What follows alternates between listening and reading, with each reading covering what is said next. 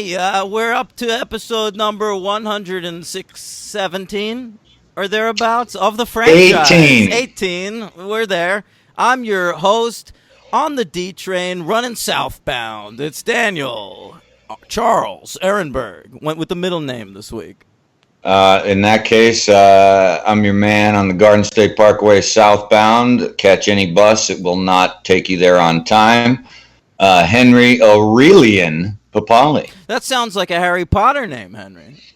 Who knows, my friend? Aurelian, right? It's Albus Severus. Right. That's a character. Yeah. I'm a professor at Hogwarts, maybe. Yeah, you don't know. Well, her herbology? I don't think that would be my focus. I don't know.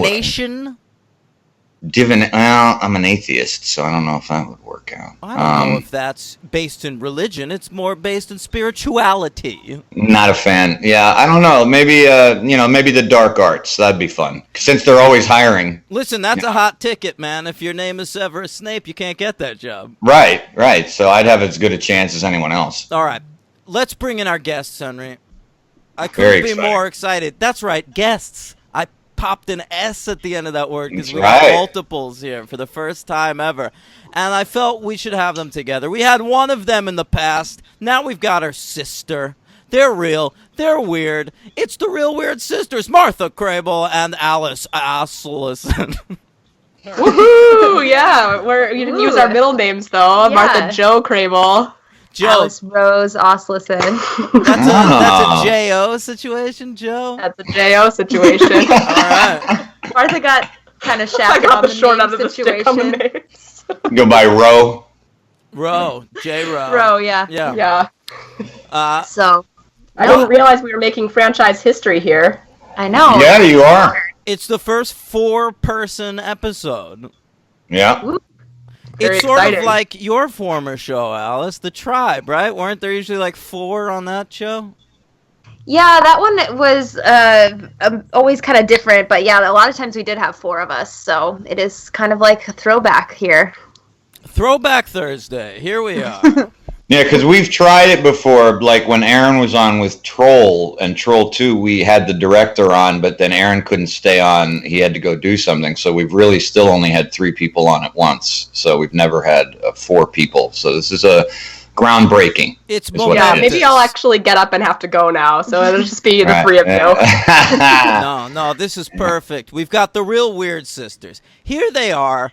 They emerged from the ether, I want to say like 3 years ago. A little over 2. Over 2. 2.5, yeah. All it's nice of you that it seems like we've been around longer than we have. We're so well established.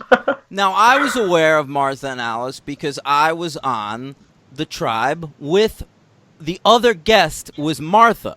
All right? Now, right. Then all of a sudden, I'm on iTunes. The new and noteworthy. All right? New and noteworthy page. Here they are, the Real Weird Sisters, and it's Alice and Martha. And I'm like, holy shit, they have arrived. Well, actually, we're still on the new and noteworthy page of iTunes. That's insane! So we've been on that. Like, we got into new and noteworthy like probably a month after our show came out, and not on the main page, but on arts and literature. And also film and television, and. Then it was like they stopped updating the new and noteworthy. Literally stopped updating. Side pages. So then, like, literally ever since then, we've been on there. It's worked out in our favor for sure. Don't tell iTunes though, because we don't want to see the day when we're not on the new and noteworthy. They're not listening. It's fine. I totally know what you mean. It's just been you guys and West Wing Weekly forever. Yeah. And like The Bite. No, yeah, because you probably saw us on the film and television one, right? Yeah, that's right. Yeah, we're on all 3 of those, and we have been since we first started. So we're not exactly new anymore, but I guess we're just that noteworthy. It's also not exactly a film and television podcast. I mean, we're in it for the film occasionally. Yeah. I've been on 2 film and television based episodes. That's true. Yes, yeah, you have. Especially our 30 Rock one was most recent, so definitely check that out, listeners. I agree. The Real Weird Sisters, it's a big recommend for me. Henry has not listened to it because he has not read any of the Harry Potter books. I did listen to some of the episode where you were featured, my friend, because, I'm a good co-host. Find some. How much of it did you listen to?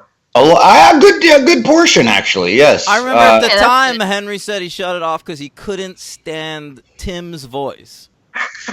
Fair, very fair. Did I say that? Yeah, because he had lost his voice at the time. Oh yeah. Well, actually, I'm kind of fighting a similar battle today, so hopefully Henry doesn't send me away with my voice. No, I'm a nice guy. Oh, you don't sound like a prepubescent boy right now. Oh, thank you. Yeah. I don't remember that at all. Okay. If you don't like the sound of Shut Up Tim's voice, I think we're going to have a lot in common. We're going to get along very well. Oh, all right. Sounds good to me. Okay. All right. We're going to talk about Harry Potter and the Prisoner of Azkaban today, as well as Harry Potter and the Goblet of Fire. Now, this is where we're getting into the golden era of the Harry Potter books, I think. To me, and tell me if I'm wrong, gals, if you ask someone their favorite Harry Potter book, they better answer Azkaban, Goblet of Fire, or Order of the Phoenix. If you don't answer one of those three, I don't know what the fuck you're doing here. Oh, well, you just kind of alienated both of us. Because well, okay, here's the thing. I agree that's probably what you're going to most likely hear. And that is the most common opinion, I agree. Prisoner of Azkaban, that tends to be I feel like if you ask a random person, that's most likely going to be what they're going to say. But I think a lot of that comes from the fact that there is such a nostalgia attached with those, whereas the last two books, we didn't have as much time as a society to discuss them. The 6th and the 7th book, I think, are really good. I think the books just honestly get better and better as the series goes. If I was going to tell you my favorite book, I might say the 5th book. But, yeah, I just think, they continue to get really good. The 6th and the 7th book are also really good. But I agree, starting with the 3rd book, that's where they're starting to get really good. And the other thing that I think the reason why a lot of people say 3rd, 4th, and 5th is their favorite is those are the ones that people have the most time to reread. Right, that's what I meant. While we were waiting for the 6th book or while we were waiting for the 7th book, you had the time to be continually rereading the 3rd, 4th, and 5th ones. Right, and well, we would all talk about Harry Potter all the time back then, and that was at that point the 6th and the 7th weren't out yet, so that's when people kind of solidified what their favorites were, but nobody picks the 6th and 7th because they had already picked their favorite book. Right. Look, these are valid arguments. You've clearly spent a lot of time thinking about Harry Potter. You do have a Harry Potter podcast. Yeah. So. Look, I love Deathly Hallows too. I you're right. If someone says that's their favorite, I buy it. My thing with Deathly Hallows is it's so dense with plot that we've got to wrap up so much that there's no room for something like, say, a Yule Ball, and that's the bread and butter for me. What a shame! Hey, Yule Ball, you tie your podcast up into chapters, right? So each episode you do one chapter of a book. Yes. Yule Ball is my second favorite chapter in any Harry Potter book. None of that surprises me, Dan, and I'm very much looking forward. There kind of broke up for a second. Wait, what? Oh, we cut out. That was just weird because we heard the Yule Ball and then it kind of cut out. Okay, and it was just silent. Sometimes Yule Ball, and I was just saying how it doesn't surprise me that Dan loved that, and I'm very much looking forward to discussing the Yule Ball when we get to Goblet of Fire. Me too. Yule Ball is my second favorite chapter in any Harry Potter book. Okay. What's number one? Is that something you can spoil? I can tell you right now, it's from the same book. Goblet of Fire, my favorite Harry Potter novel.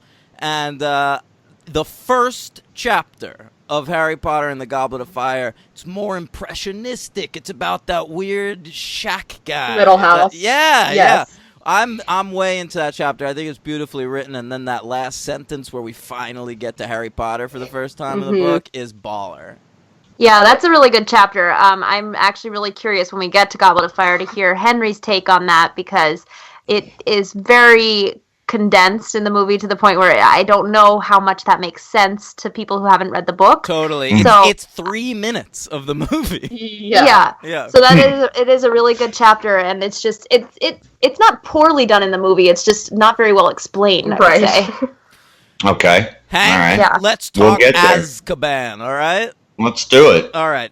It comes to us 2 years from the last one, right? Is that right? Yeah. Yeah, 2 years. Yep. All right. Here it is. It's June 4th, 2004. We went with a summer release, a budget of $130 million, box office of $796.7 million. Steve Kloves is back to write. We had to figure out a new director, Henry. Chris Columbus had left to make his AIDS musical Rent, and we need someone else. This time we got an artiste. Well, first clearly that's what they wanted. We first went to Guillermo del Toro. All right. Yeah. He dodged the bullet. Dodged the bullet. It was offered to him, really? Yeah. Then we went to Mark Forster, who just recently did that Christopher Robin, and he said no because he had just done Finding Neverland and he was sick of working with kids. All right.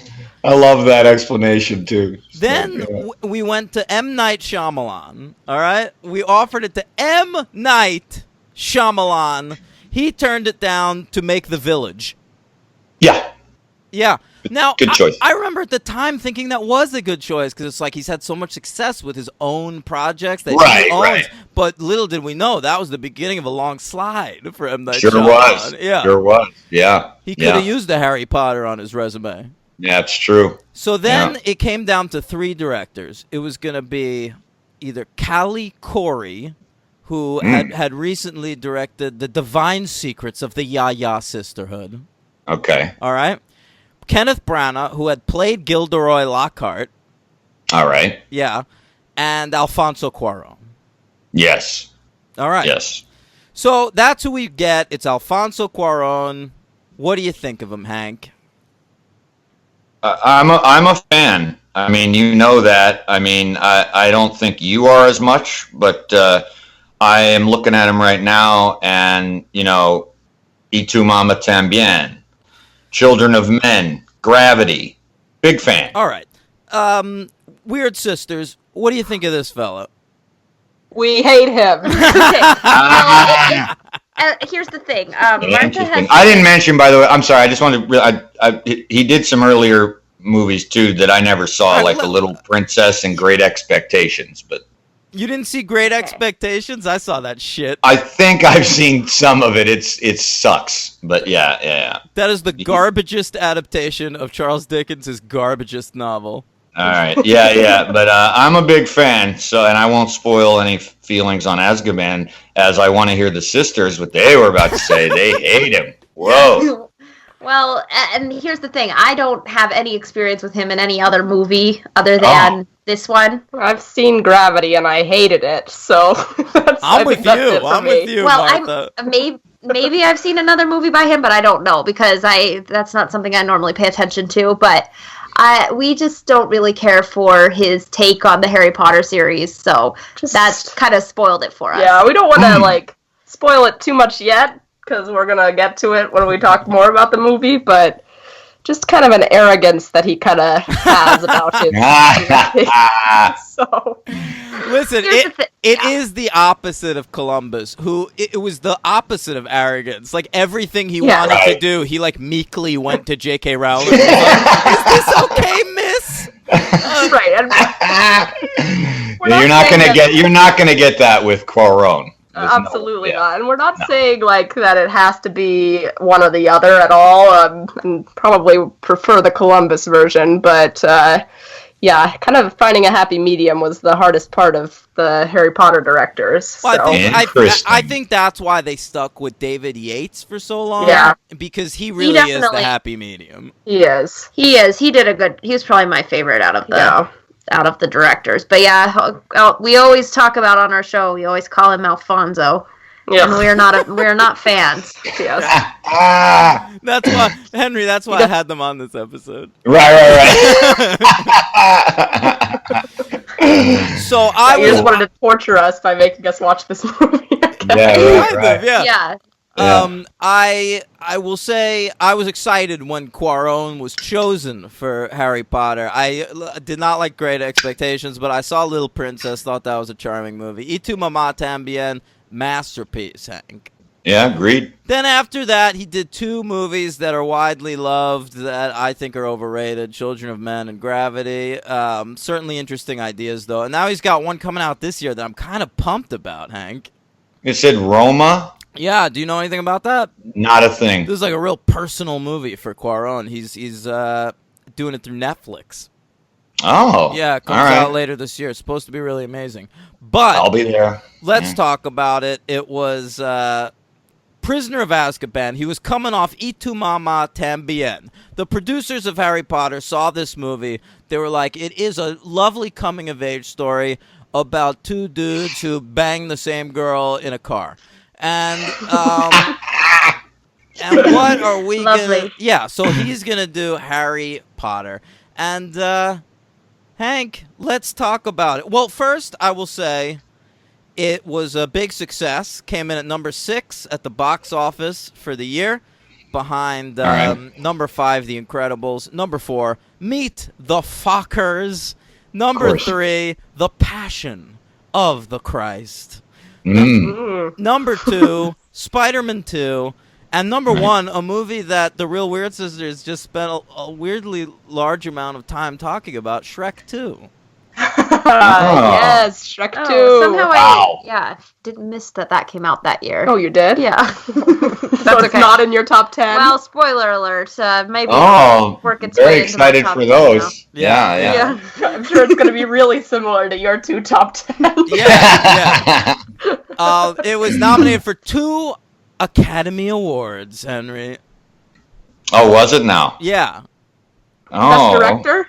Not Best Director, although Alfonso Cuarón, I believe, is a Best Director nominee at some point in his career. Yeah, for Gravity, probably. Yeah, I believe it is. Yeah. Henry, I'm waiting for you to thank you.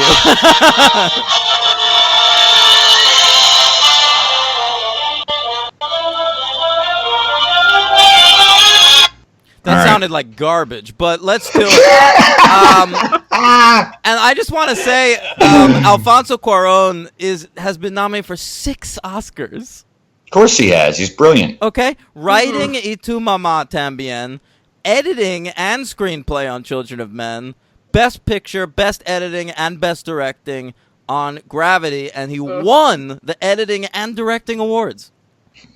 There you go. Gravity? Yeah. Well, it doesn't sound like he was nominated for anything for Prisoner of Azkaban, so I feel better about that. Okay. But Azkaban was nominated for 2 Oscars. Henry's friend John Williams was nominated for Best Score. He lost to Finding Neverland. All right. And he was nominated for Best Visual Effects, but lost to Spider-Man 2. Okay. All right? How do you feel about that, Hank? You okay with those wins? I'm all right with. I don't remember the score to Finding fucking Neverland, but I mean, Spider-Man 2's effects, sure. I mean, but I thought this movie's effects were a notch up too. So whatever, man. But you like that big shiny Hippogriff ride at the end? Oh yeah, the Hippogriff ride. That is pretty good. The what? The Hippogriff ride. Buckbeak. We'll get there. Yeah. All right. It was like seeing. You will believe a hippogriff can fly, like Superman. Henry, let's do our top 10 lists for 2004. The Real Weird Sisters have their lists. Weirdly, we have done a 2004 list with Martha already. Yeah, you didn't want me to do mine because you didn't think I would have seen 10 movies in 2004. Oh, okay. All right. And I have about 17 on my list. Whoa! Huge stuff. Wow. Let's hear some honorable mentions from the Real Weird Sisters. Yeah. Honorable mentions for me, I had Ocean's 12 and Born Supremacy. Oh, I don't have any honorable mentions because I'd only seen 10 from that year. All right, that works out. Henry, you got any? Yeah, I got some honorables. Napoleon Dynamite, Ocean's 12, Collateral, and Garden State. Oh, Garden State. All right. Hey, mine are Born Supremacy and the Brown Bunny. Hey, Brown Bunny, maybe Vincent Gallo could have directed a Harry Potter movie. That would have been cool. Yeah. Sure, why not? All right. Here's the order. Hippogriff 66. All right. We're going to go Alice, Martha, Henry, me. That's going to be the order. Number 10, Alice. All right. Well, I'm sorry, Martha, but I had ranked number 10 as National Treasure. How rude. Like I said, first of all, just a quick qualifier. Every movie that makes it on this list doesn't necessarily mean it's really that good. These are the 10 movies Alice saw in 2000. It's all right. We're all about qualifications on this show, so it's fine. True. All right. So, National Treasure got there. I don't really remember National Treasure the way Martha does. And she also did not listen to my appearance on the franchise. Really? I don't really care about National Treasure. Doesn't care about me, doesn't care about you guys. Wow. Martha, John Turteltaub update, by by the way. He directed The Meg, and it was a big hit for him. So Turteltaub's, that shark movie. Oh, I haven't heard of it. Oh, okay. Oh, Lord. All right. Dan saw it in theaters. I did. Turteltaub's career's on the upswing, gang. Well, no surprise there. He's highly talented. I agree. All right, what's your number 10, Martha? My number 10 is Crash. Oh, okay. Oh. All right. Okay. Listen, important statements about race relations. Henry, what's your number 10? I haven't seen it in a really long time, but I liked it at the time that I saw it. Mm-hmm. All right. I think that's the party line with that movie. I think that's what the Academy would say, too. My number 10 is The Born Supremacy. All right, mine is Dig. All right. Alice, what's your number 9? Okay, number 9. This is one I also don't really remember the plot of at all, but I remember liking it when I was like 15. Hidalgo. Hidalgo. Wow. That's a Henry pick if I ever heard it. Yeah, I watched that on the airplane. That's a Viggo Mortensen vehicle. It is, yeah, and I don't remember it at all, but I remember that I enjoyed it. He's got a cowboy hat in that, I'll tell you that. I never saw it. Yeah. Martha? And my number 9 is The Notebook. Hey, nice. Love it. Got dragged by my high school girlfriend to go see it. Enjoyed it very much. I cried when very sad. During the Alzheimer's shit. All right. Yeah.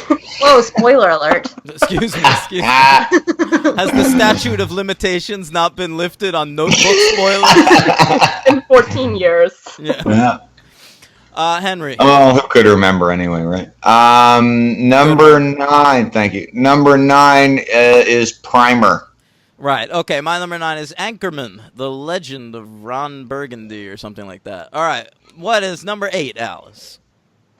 My number 8 was 50 First Dates. Oh, boy, lots of Alzheimer's. Another one with memory problems.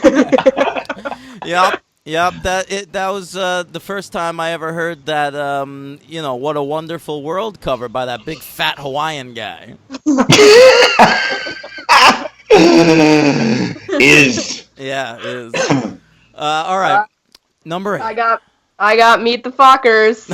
Oh, Meet the Fockers sneaking in there on the list. Wow. I love it. All right. Now that's I think the one it's better than Meet the Parents. Do you? No.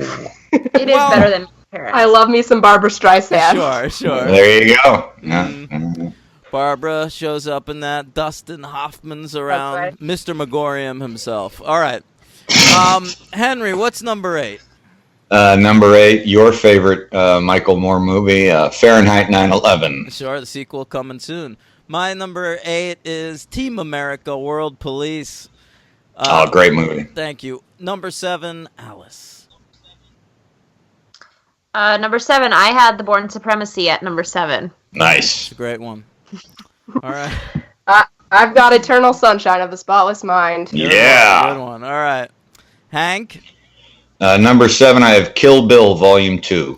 Man, everyone's got some heavy hitters at number 7. Mine is Metallica, Some Kind of Monster. That is a heavy hitter. Another heavy. Heavy Yeah. hitter. All right. Number 6, Alice. Number 6, I had. I recently modified my list to include Shrek 2. Shrek 2. All right. He's what happens in that one? Prince Charming and the fairy godmother are the villains of Shrek 2, and Prince Charming wants to steal Fiona away from Shrek. There's a lot of sequels that are on my list, and I think they're all like better than the originals. Yeah, Shrek 2 is a superior movie to Shrek the first. Interesting. So. It's it's the right podcast to talk sequels, but now Shrek the Third, is that the one that's got like a team of ladies? Am I wrong about this? Yeah, yes, like all the princesses and stuff. Yeah. I think that's actually Shrek Forever After. No, Shrek because I've never seen Shrek Forever After. Okay, well, then it's Shrek the Third. I haven't seen the third or the fourth. Shrek the Third is famous for having the badass women and then also a bunch of babies, like baby Shrek Fiona products and baby donkey and dragon products. Oh, sure. Sell some extra toys. I love it. Yes. All right. Donkey! All right, I forgot about the donkey. Did we have Shrek on our Eddie Murphy rankings, Henry? Yeah, I guess we did. I think so. Yeah. Did. All right. Martha, what's your number 6? Phantom of the Opera. Phantom of the Opera with Gerard the Butler. Mm-hmm. Joel Schumacher. Yeah, he directed that. That's right. Boy. Lord Andrew Lloyd Webber. Phantom of the Opera. Wow. That is a weird movie, man. It's weird. I saw it a long time ago, and then my roommate in college, it's her all-time favorite movie. So I've seen it a lot since then, and so it kind of has a soft spot in my heart for that. But I've got to say, top 6 up, all are fantastic movies in my mind. So I'm very excited to talk about the next 5. I'm excited too. Heavy hitters. Henry, what's number 6? Layer Cake. All right, mine was Friday Night Lights. Number 5. All right, now hang on. Due to popular demand, I'm going to try this out. We're going to do a little short thing here. So, heavy hitters. That's it. Why? We're not going to hear the whole theme? I don't know. I'm getting mixed signals. I got an email. I feel like we can do the full theme once, and then we can maybe do the short version in other times. Okay. Well, so for this time, we'll do it short, and maybe for 2005, we'll play the whole thing. I love it. Okay. Alice, what's your number 5? The heavy hitters. Number 5, I had Spider-Man 2. Okay. Nice. All right. The top box office or whatever. It was number 2 after Shrek 2. Okay. Yeah. That's right. Martha. Oh, I've got National Treasure here. Of course you do. Okay. Henry. Anchorman. All right, I've got Before Sunset. Alice, number 4.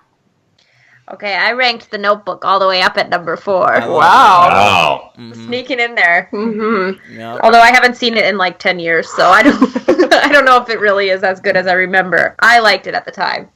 I'm sure it's great. All right, Martha. I've got Spider-Man 2 here. Okay. Henry? That's at number 4. 4. Did you give your number 4, Dan? No, I go after you. Oh, that's right. I forgot. It's tough with 4 people. My mind can't.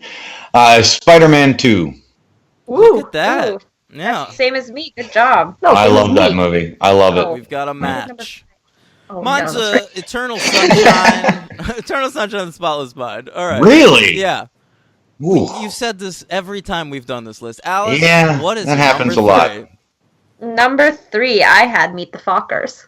Oh my god. I love that movie. It's really That funny. is shocking. Okay. This is where I got Shrek 2. All right. God, I love it. Damn. All right. Henry. Sideways. All right. I got Shaun of the Dead. Number 2 movie of 2004, Alice. I had The Incredibles. Oh, yeah. All right. Make that 2. I've got Incredibles as well. Good choice. Okay. Henry. The Aviator. Oh God! All right, I've got Sideways, and the number one movie of 2004. Let's see how many matches we have. Alice.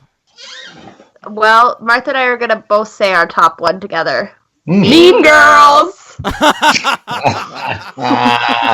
Hey, that's also the favorite movie by the girl at the teenager at my local Regal theater that rings me up for tickets. Oh. It says it on her name tag. There you go. I'm glad that you know that. Glad we have that in common with her. Yeah. That's awesome. Validation. Mm-hmm. Yeah. Are you gonna see the Mean Girls Broadway musical? Well, we live in Montana. Hey, there'll be a traveling production at some point. Right, sure. Yeah, so in 2025 or 2030, we'll see it. Well, you haven't seen like Hamilton yet? Alice got to see Hamilton. I got to see Hamilton in Chicago, but Martha has not yet. Yeah. Had the pleasure. Missing out. Trust me, I know. Hank, you a big Hamilton head? Huge. Okay. Huge fan. All right. I'm sorry, I was kidding, but I'm not sure, man. All right. Henry? This has never changed for me. I still don't get your thing, Dan, but number one movie of 2004 is a clear and present winner of Eternal Sunshine of the Spotless Mind. Right. What do you mean you don't get my thing with that movie? It was number 4 on my list. Great movie. It's above and beyond the others, that's all. Mine too. That's interesting. I have it at number 7, right? Yeah, it's fine. I've never seen Meet it. the Fockers or anything. Fair point. Yeah, okay. All right, Dan, go ahead, because I don't remember. All right, let's talk about The Prisoner. Oh, I didn't say mine. It's Kill Bill Volume 2. Oh, right. It's Prisoner of Azkaban. No. Yeah. But let's talk about it. Prisoner of Azkaban. It opens on Harry Potter jerking off. You mean Lumos Maxima? Not a spell. That's the cum shot. I'll tell you. Yeah. I hate Lumos Maxima for that reason and many others. Is that not a real Harry Potter spell? No, Lumos is a real Harry Potter spell. Lumos is all you need. There's no Maxima necessary. There's no minima, there's no maxima. It's just Lumos, and that's number 1. Number 2 is that you can't do magic outside of Hogwarts. And that's something that they try to make a thing in the movies, but then they just go back and forth on, and it's like, okay, why even make it a plot point? Right, it'd be fine if they didn't ever bring that up, but the fact is that Harry then immediately is about to get sent, like he's almost about to get in big trouble for blowing up Aunt Marge, and he was just doing magic earlier, and he didn't get in trouble for that. Yeah, he's like doing real magic, not just like emotional outburst magic. So, yeah, I hate the opening scene of this movie. Okay. All right, look.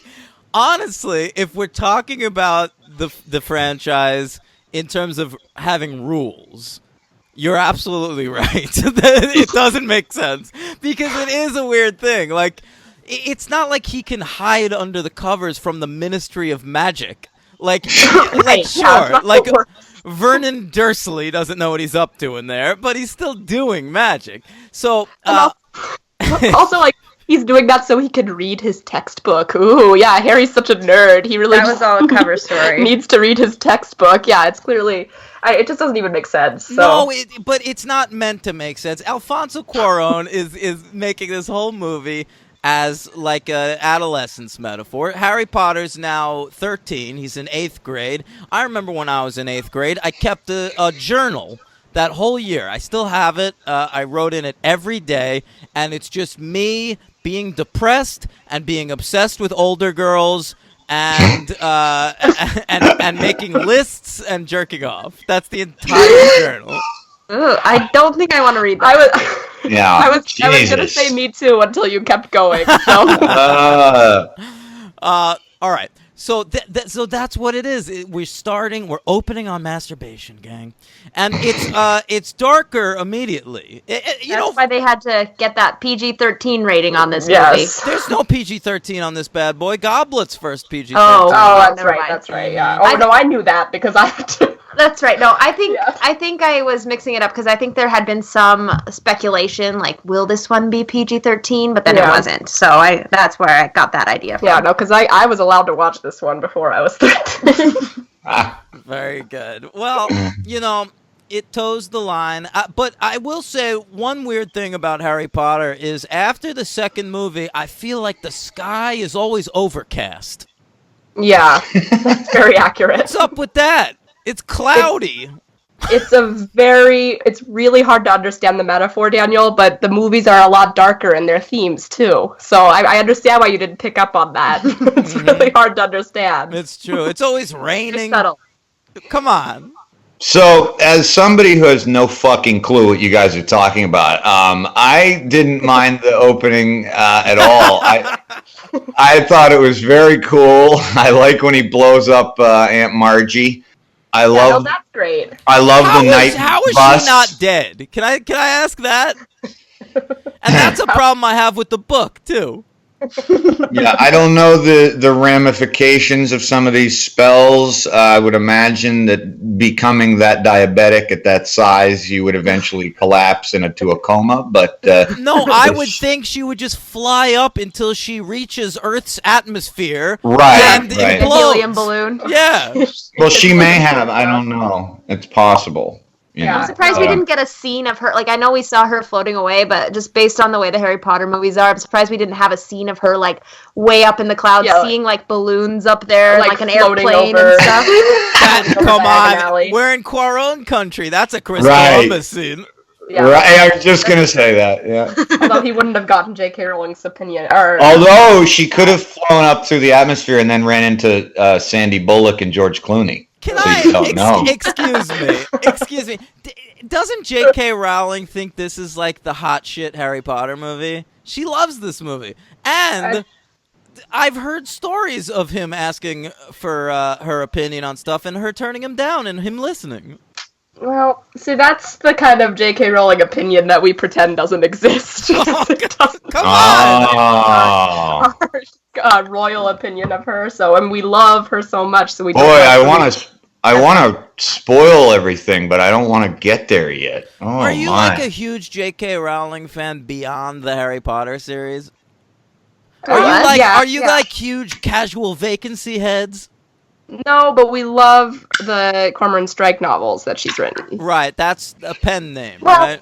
That's actually the main character's name, but yeah, she writes those under the pen name Robert Galbraith. Ooh. Yeah, I don't know. To me, like, there's a clear interaction between, like, for the books, you have the interaction between J.K. Rowling and the text and the audience, the readers. And I feel like when we add in that third figure of the director of the movies, and then they become sort of the main, like, they're the only person who's, like, interpreting it, that's where it ends up, like, causing problems. I don't know. I don't even know what I'm trying to say. Well, so I have a question for you guys. So this comes up a lot on our show, and I think Dan probably already knows what I'm going to ask. But so are you guys, is it, because it's a big part of your life, Harry Potter and the books and all that, is it almost impossible, and then, be truthful, is it almost impossible? Clearly it's impossible for them. Well, I'm doing good. Okay, is it impossible for you to divorce the mediums of the book from the movie? Do you just reflexively go back to the book whenever the movie does something off or different, or are you able to separate it? Like, what's your level of separation? Do you feel like you can sometimes or not? For Harry Potter specifically, it's hard to separate, just because it is so important to us. But I think that if they were done better, it would be easier to separate. Well, there are moments that the directors change, and I'm having trouble coming up. Well, actually, a good example is, spoiler alert for the 7th movie, Part 1. There's a scene that David Yates Don't adds. Spoil it for me. Yeah, Henry's never seen these. I'll add. There's a scene that David Yates adds. It's very, very close to the beginning, and it has Hermione in it. I won't say anything else. And it's sort of... now he knows Hermione doesn't die earlier in the series. It's sort of in the books, but the director makes a big change to it, and it makes it a bigger scene than it is in the books, and I think that that's a great choice. So when things like that happen, I can say, great job. But that happens so rarely in these movies that I can't separate the entities. There's just not a lot of times where there are a lot of times where the directors seem to think that they're going to be able to make a choice that is more clever, more creative than J.K. Rowling's original series. And that is just really not true almost ever. I feel like the movie should be less like the books. I totally disagree with you guys. Because I think, like, if they really made a great series of movies, like, this could be considered a classic on a totally separate plane of the books. And to me, the movies at this point feel just like an extension of the books. That's all it is. It's not separate. Well, and I think eventually, like, enough time will pass from these movies that they'll do some fucking, like, Netflix or Amazon Prime series. Yeah. And, like, each season will be one of the books, and we'll be able to, like, really delve deep into everything and have, like, romantic subplots and have, like, we could spend as much time on fucking Quidditch as you want. And, and that'll be fine. Well, okay, here's my thing. It's not necessarily about the little details that get changed. Or the dialogue being the exact same like it is in the first couple movies. What it is Martha and I were talking about this last night, that there's just, I think what it is partially because they were being made as the books were still coming out, but I think that the people who were the directors of the movies, I don't think they understood why Harry Potter, the books, were so successful. I truly do not believe that they understood why those books are so powerful. And the fact is, it's not about the magic. And I think that that's fun and that's a great plot, but the heart of the Harry Potter series is the characters and just the lessons that the characters learn and that kind of thing. And I don't think that that's what the directors focused on. I think they were so excited about, like, oh, this is a cool world, which it is, but I just don't think that the directors really understood Harry Potter. Do you think that Steve Kloves? No, I don't think Steve thinks that? Henry, because I don't think. I think it's the producers, like this fella David Heyman, who's like in charge of the franchise. I totally agree with everything you ladies are saying, and it's because they have to sell product. They have to make like a big budget franchise. And I was saying this last week on the show where it's like Harry Potter makes so much more sense to me in the books where everything is just like offhanded and described like it's this a real part of this real world. And fucking Portkey. Everybody knows Portkey. What are you talking about? Like in the movies, everything is treated as this big fucking moment, like a set piece, and that to me never works at all, and it's a real problem for me with these movies. I do want to see, like, all I want, like, I'm watching Goblet of Fire, and I'm like, yo, give me some more Cho Chang. Yeah, well, I agree. Like, and actually, what you're saying about the Netflix series and stuff like that, Alice and I really want that. Like, I think that it would be okay. I mean, and actually, I would love it to be for that to replace like what the Harry Potter like film medium is, because I mean, I just feel like in 20 years, like, if this is what people think of as Harry Potter, like these movies. But I don't think they ever will. I think the books were so popular that all people are going to think of is the books. These movies are like a footnote of the books. Right, yeah, except for people like Henry. The other thing that bugs me about the movies is how disjointed they are from as a franchise. Like, just the fact that they had a different director every couple movies. Until David Yates. Those last four movies really fit together. That's why I think if they were able, and it's partly also because they were doing it as the books were still coming out, and they didn't know what the whole big picture was at the beginning. So the thing is, if they did a Netflix series and they were able to have a director, and again, Netflix would be a great venue because they wouldn't be maybe necessarily, like, they could have a contract where they knew they're going to do the entire thing versus like trying to be renewed every season or something. Well, it's not like a fucking Harry Potter TV show is going to fail. Millions of people will watch it. I'm just saying, if we could have this as like a medium where we know we're going to have one fluid, like, we're going to have one presentation of this, it's all going to flow together and it's all going to make sense as as a 7-book series or like as a 7 season show, like it just would be so much better, because it's annoying how each movie is so different from the previous. I totally agree. Yeah, that's probably one of my top things with it too. Amazon Prime paid all that money for Lord of the Rings, and they're now going to do a Lord of the Rings TV show where they adapt those 3 books. And I think it's so crazy because Lord of the Rings got that treatment. Like, Peter Jackson made those 3 movies back to back to back. They're 9 hours long apiece, and they did those books. Yeah. And Harry Potter, I feel like, has not gotten that. These movies, as much as I like a lot of them, and spoilers, Prisoner of Azkaban might be my favorite one. I don't think there's a definitive Harry Potter movie. No, I completely agree. I completely agree as well. And I don't mean to be so negative. Like, at the time, like, as they were coming out, it was really fun. Like, I loved watching these movies. But it's just really hard when you see a book series that is so good. And such an important part of our lives, too. And then just to see, like, what they did with it, and it just does not live up. Like, they're just not to the same level at all. Yeah. Henry, yes. he gets on the No, it's all right. I'm listening. It's just fascinating. Henry, I would really like you to read the books, just because it's so sad when people haven't. Will.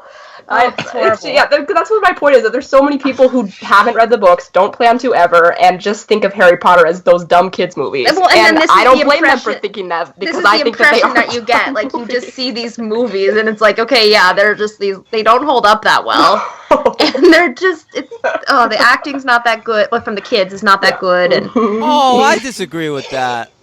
All right, well, I can. Long enough. No, I mean, I can understand that. I mean, I can understand where you're coming from, but I mean, I guess, having watched these, though, at least the first 4, I don't, if it's any consolation, I liked the first 2. I'm not going to say yet what I thought of 3 and 4, but I think they're good movies, and I no longer, I don't know if I ever would have dismissed them as dumb kids movies, just from all the people I know that like them. But I don't think of them like that. I mean, I think that they are really good, and they get a lot of different things across that maybe the books don't.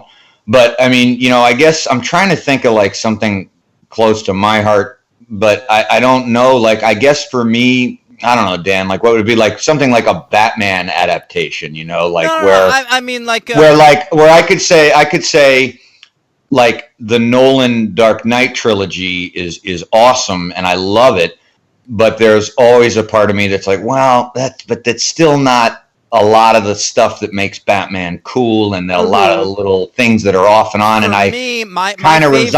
My favorite piece of art of all time, like in any medium, is the Preacher comic books. And right now, AMC is adapting that series of comics into a TV show. They've done 3 seasons, and they're doing a totally fine job. Like, I don't have too much. That's exactly how I feel. That's exactly how I feel about Daredevil. Right, but he's my favorite Marvel character, and they're doing an excellent job. But it's not hitting the heights. It doesn't hit the heights. No, and I don't know that it ever really could, because of the different art forms. I don't know. So I kind of just go to, it sounds almost like resignation, but I'm happy that something as good as that exists. And now it's totally valid what you gals are saying, because I'm sure that you don't gals. Yeah, you said that too. So. Yeah, I was going to say, that's the second time we've been called gals on this podcast. Just because we live in Montana doesn't mean we go by gals. Gals. Just kidding. What you gals are saying too is I don't think that's a Montana accent. But it's all, highly valid, I think, too, because these just clearly haven't risen to probably even your expectations of what it even could be for me with like Daredevil, for me it's like, at least you could say, at least Henry got the Dark Knight trilogy with Nolan, at least he got Daredevil on Netflix. You guys haven't gotten yet what you want as an adaptation, which is totally fair. Yeah, and I think if you like the Harry Potter movies, like, I do think they capture an element. They capture capture a fraction of what is good about Harry Potter. Well, I do think, like, if I had never read the Harry Potter books and I was watching these movies like Henry is, I think I would find them awesome. Because Harry Potter is, like, an inherently genius concept with so many good ideas, and they're all there on the screen. I mean, ultimately, if you've never read the books, it doesn't matter whether they're done better in the books. Like, right. I mean, That's true. I never read the Hunger Games books. And those first... That's okay. Okay, but They're not that good. But the first two movies were fucking mind-blowing to me. Yeah. Well, they're better than the books. Oh, okay, interesting. Well, the books of those are just not... The writing isn't that great, but and that one actually is one where I think it is about the concept. It's more suited to the film as the medium, because it's, you know, it's about like a show that is filmed. So it makes sense in there and it's like super action driven. So it works really well on a movie. So I totally get that. Okay. Well, then I'll just jump in and just say this, because we haven't gotten really to the plot, which is fine. We'll get there. But I will just say I fucking love this movie. Azkaban in particular. Loved it. Well, Loved it. It's my favorite one so far. For me, it delivered everything the way I was wanting it to be delivered. I loved the change in direction. I liked the story. It felt self-contained, which could be a bad thing or a good thing, I guess. It's the most self-contained of the movies. And that's both nice. It is the for kind me, of movie, it was great. Like, if I'm just in the mood for a Harry Potter movie, I'll put this one on. But watching it as a franchise, it does seem awfully divorced from the other films. Yeah, and that could be true. And I sort of felt that way going on to Goblet of Fire, but I thought it was great. I mean, there were, aspects of the first two that were not in it that I was happy not to have in it, and there were new aspects that I loved. I thought, as usual, we got more awesome British actors in there. Let's talk about some of the new additions character-wise. So we get the plot of Prisoner of Azkaban basically is Sirius Black, this fella who in the books is actually mentioned on like page 2, right? Mm-hmm. Very early on. Yep, he's mentioned in the very first chapter. Because he's even made Muggle news. That's how famous he is. The motorbike that Hagrid rides in on belongs to Sirius. In the first movie. That's right. Yeah. yeah. Chapter 1, The Boy Who Lived. Okay, so so Sirius escapes from Azkaban, which is the fucking prison, and he, has some connection to Harry, and he's looking for Harry, maybe to murder him. And there he is. He's Gary Oldman. We add Gary Oldman to the franchise. One of my probably top 5 favorite actors of all time. Agreed. And I love that right from the start, if I'm not mistaken, the first time you see him is in a newspaper. Just like primal going screaming. nuts. Yeah, I love it. I love it. It was so cool. I was just like, because I'm trying to not spoil myself going into these movies, like knowing who is going to be in each one. Mm-hmm. And that was so far my favorite addition that I wasn't aware of, even though I did see this many, many years ago. I did realize that I had seen the first 4, the 4th being Goblet of Fire, that I did see in the theater. Because you remembered Voldemort. That's how we figured that out. I was dating a girl who was obsessed with Harry Potter and saw all the movies and made me watch them. And then we went to see Goblet of Fire. And you broke up by the time the 5th one came out? Exactly. That's actually right. Because you didn't like Harry Potter? Is that right? No. But I remember, it was very hard for me to remember which one I saw in the IMAX, and then as Dan said, I remembered that whatever it was with Ralph Fiennes, and then I looked at the release date, and I actually said to myself, I was like, well, if he's also in Order of the Phoenix, did I see? And I was like, oh no, we were broken up by then, so that did. There you go. I did the math, and so it had to be Goblet of Fire that I saw in theaters, but I didn't remember anything from a lot of these movies. Henry, you didn't do the math; you did the arithmancy. Am I right? Isn't that a thing in Harry Potter? All right. Yeah. That is a thing. Nice. All right. Hank, who else do we have in this movie? The new Defense Against the Dark Arts professor, Remus Lupin. Loving, and I'm loving as a non-book reader of the series. I'm loving this running kind of joke that I didn't know was going to keep going on, which Dan has been successfully not spoiling me on. You know, that New Snape Defense Against the Dark Arts. Yeah, Snape is still not getting for me as a viewer, it's very funny. Just keeps going with these terrible choices. Now, I got to tell you. By the great David Thewlis. David Thewlis is great. I love him in Naked and on Fargo. But when this movie first came out, I, by this point, was a big fan of the books. Mm-hmm. And I remember fucking hating this casting. Oh. Yeah, retweet. Yeah. I Really? will say, out of the two we've talked about so far, I do like Gary Oldman. I not love, but I like him. And then David Thewlis, though, not a big fan. His portrayal of Lupin is just kind of weird. Well, the reason it's weird is because Alfonso asked him to play Lupin like a gay junkie. So that's what he's trying to do, apparently. Is that right? That's correct. That's crazy. Jesus. He is like a junkie. I don't know about the gay part. Yeah, no, it's more like in love with Lily, which is not a real thing, but yeah. Yeah. No, not a big fan of the Lupin choice here. He's all right. I wouldn't. It's not my least. Just a weird ass. Like. I always thought of Lupin as being a lot more soft-spoken. Yeah. Yeah. I don't know. Lupin, Gentle. Lupin. David Thewlis auditioned for the role of Quirrell in the first one, and that dude Ian Hart got the role. And then when he got offered Lupin, apparently Ian Hart told him he should take it because he's read the books and Lupin's the best character in the books. And at the time, I would probably have agreed. Like, I adored Lupin when I read Prisoner of Azkaban. He is like one of like the 3 or 4 best characters in Harry Potter, and so I do think he's not great in this movie. That being said, having not read the books in a long time and having not seen this movie in a long time, I enjoyed him more this time. I was kind of able to enjoy it just as a fan of David Thewlis as an actor. And I was actually into the movie so much that I didn't even notice one of I'm sorry, is it Rolling? I want to say it the right way. It's Rolling, because she is rolling in cash. All right. Well, I have been saying Rowling. I've been. A lot of people do say Rowling. All right. But So it's pronounced Rolling. So thank you.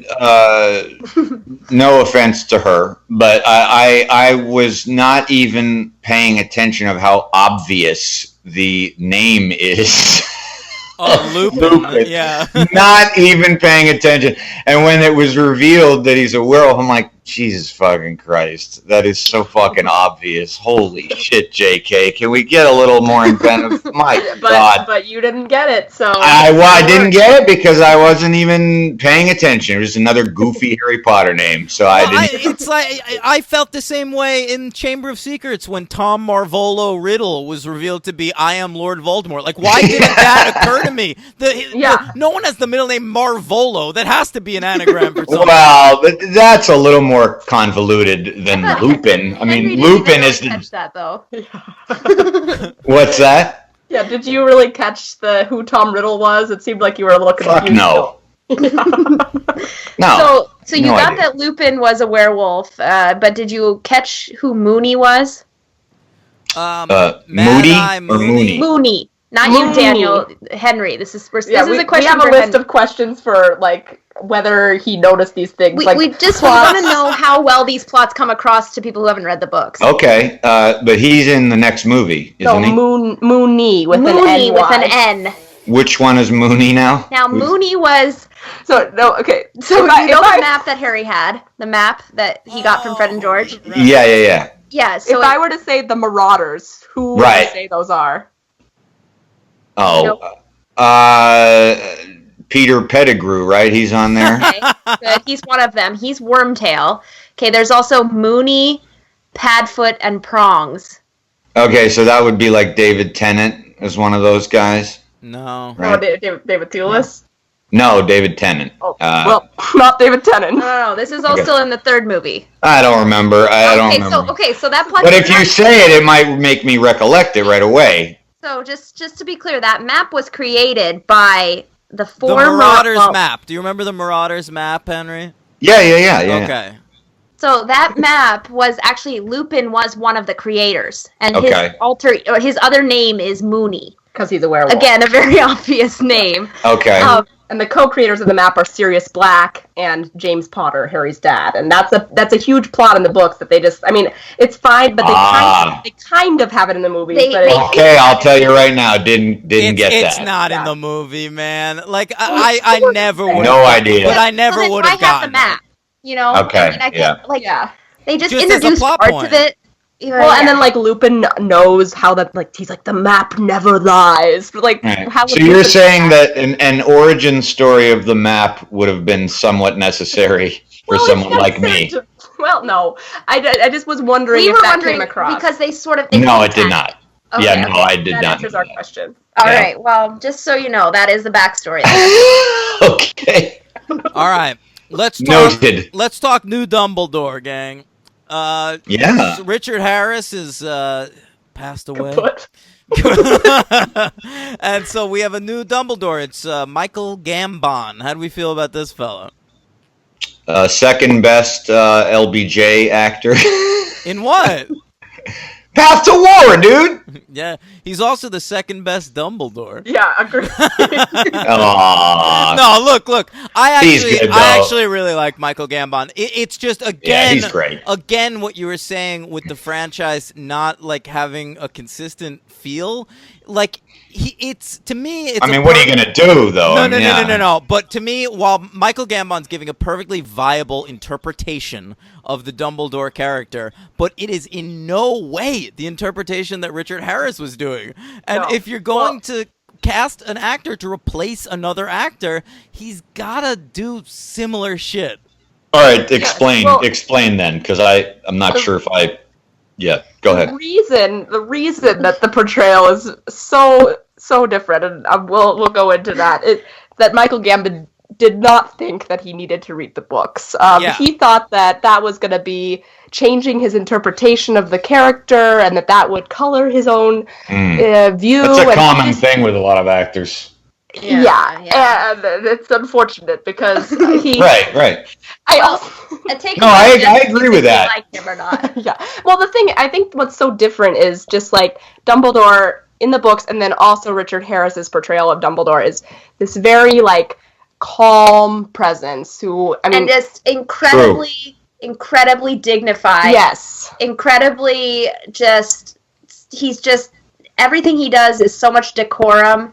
And that is I totally agree. It's like at the end of Chamber of Secrets, when Richard Harris Dumbledore has that jelly bean that is like earwax, like that's funny because you wouldn't expect that character to even eat a jelly bean, let alone something weird like that. I think if Michael Gambon Dumbledore straight up got there in the front of the Great Hall and farted, like it would seem totally normal. It would.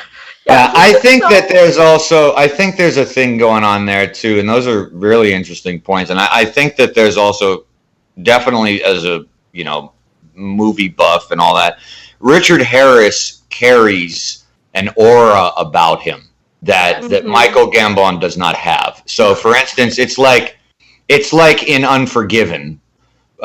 Which I don't know if you guys have seen, but okay. Well, but Dan, I think, will go along with me on this. Like when Richard Harris shows up as English Bob, it's kind of like, holy shit. Like all of a sudden, without uttering a word, he has a gravitas that is just inherent. And so having Richard Harris be Dumbledore is already like a major presence. I do think Gambon has presence and gravitas. Oh, he does. It's he just does, a but it's totally different presence. It's very different. And that's why I actually hesitated when I said, to nerd out for a second, when I said he's the second best LBJ, like second to Bryan Cranston, but he's actually just as good because he has Cranston?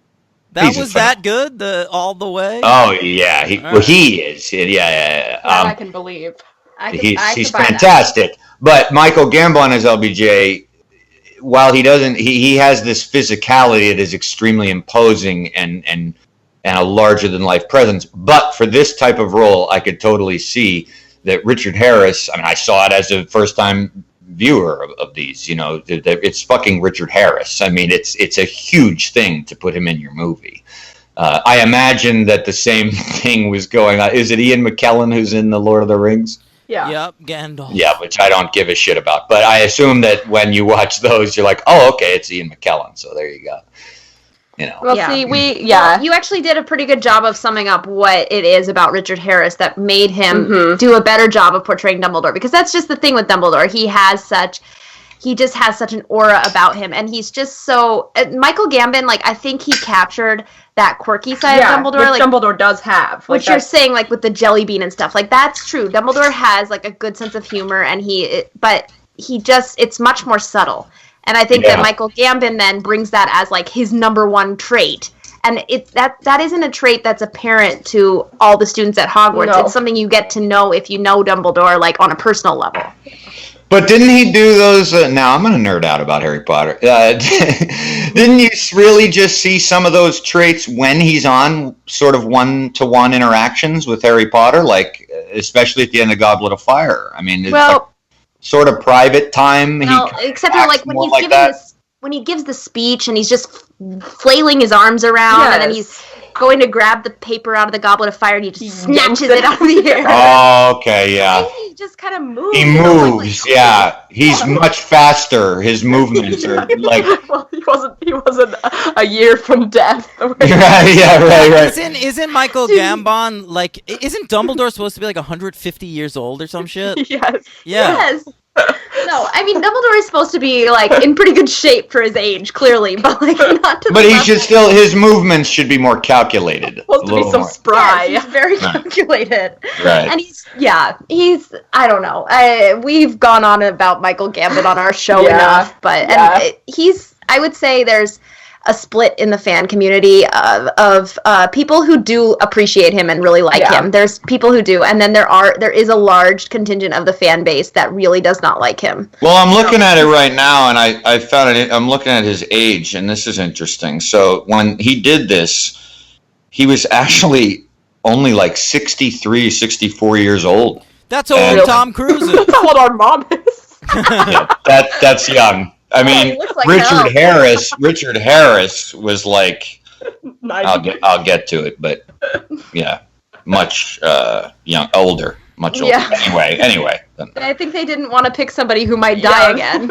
Probably I think that's fair. Yeah. Yeah, probably. Yeah. How is Ian McKellen still alive? All right, gang, let's talk about it. The Azkaban. So most of the movie is.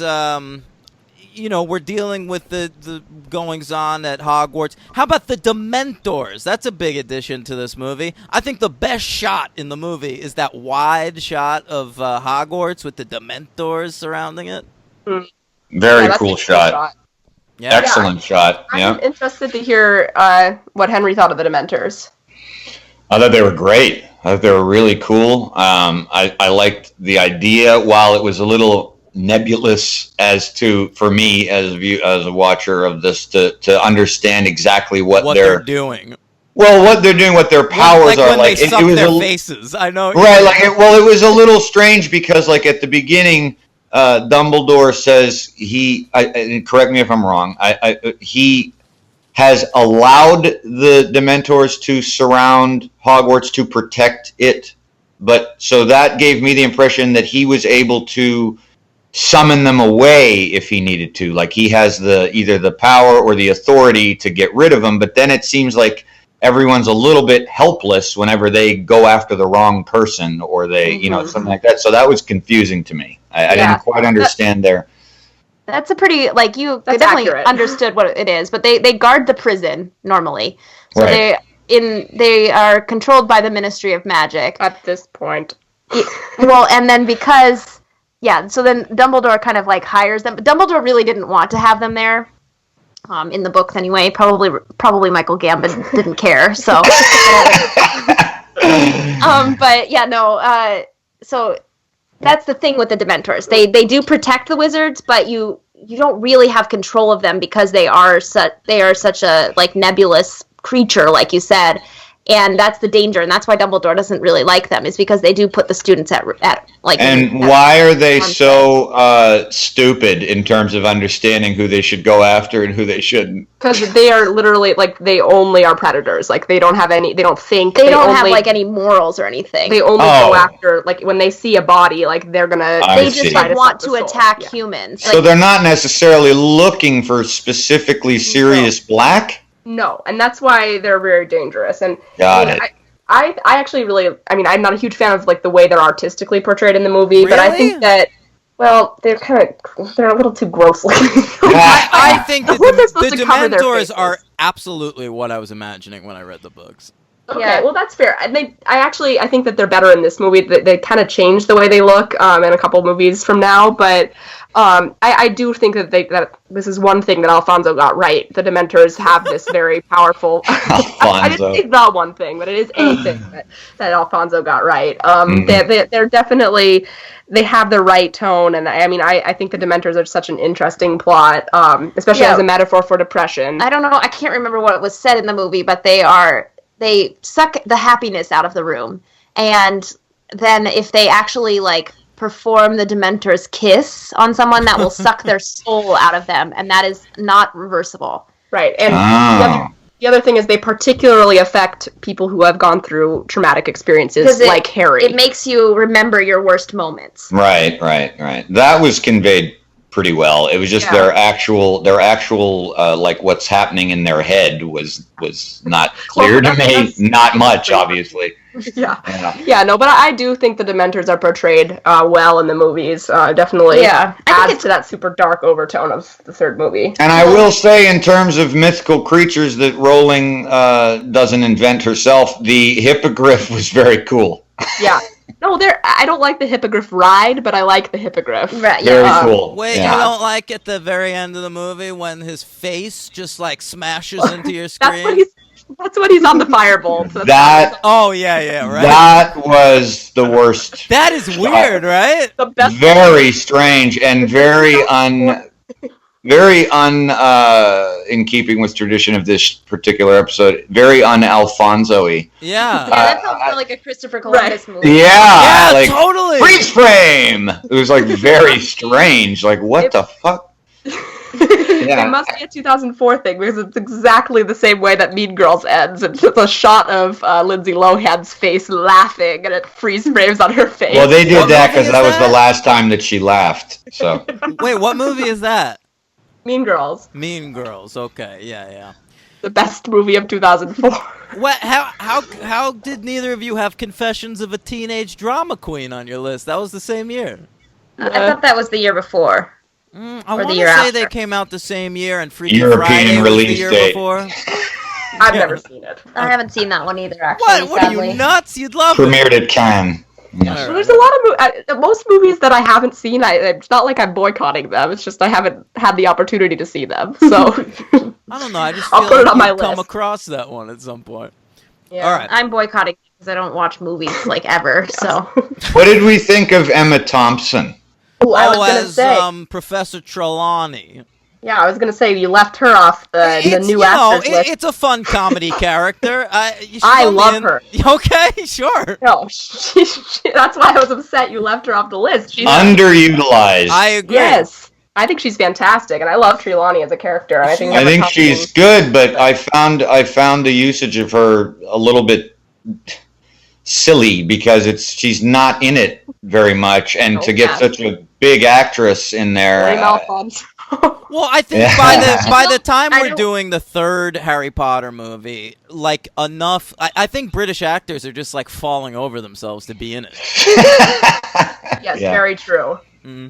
Yeah, no, she does a great job, and that's actually one that we do like. Yeah, love that, and I love Emma Thompson, so. All right, Alfonso did something right. I like it. Yeah, well, he's not in charge of casting. Yes, he is. Of course he is. Oh my God, the hate is seeping. Wow. What is that from? I don't nothing. I made it up. I was doing like Alan Rickman in a Brando voice. I don't know what. God, how fucking good is Alan Rickman? Is it in this movie that Alan Rickman is like, he like takes over Defense Against the Dark Arts just for like a second? Oh my God, that scene is... page 394. Yeah, but you said it too fast, man. He makes those words sing. 394. Speaking of actors who did choose to read the book, and that definitely aided his performance, because he definitely nails it. Like, he gets Snape. He understands Snape.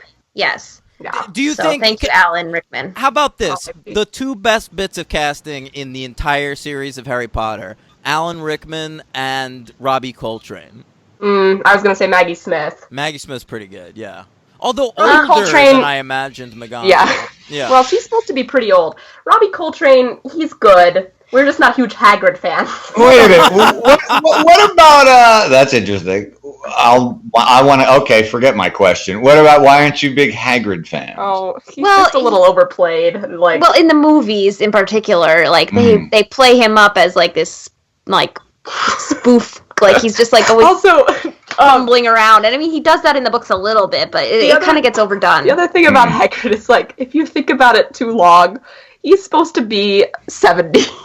Yeah, and he's hanging out his best friends when he's like 16. I know. I do think about that. It's weird. You shouldn't think about it for too long, otherwise you start to hate Hagrid. I feel like he's like fucking Lenny from Of Mice and Men. Like he's just gonna crush Hermione. Well, that is kind of like Lenny, yeah.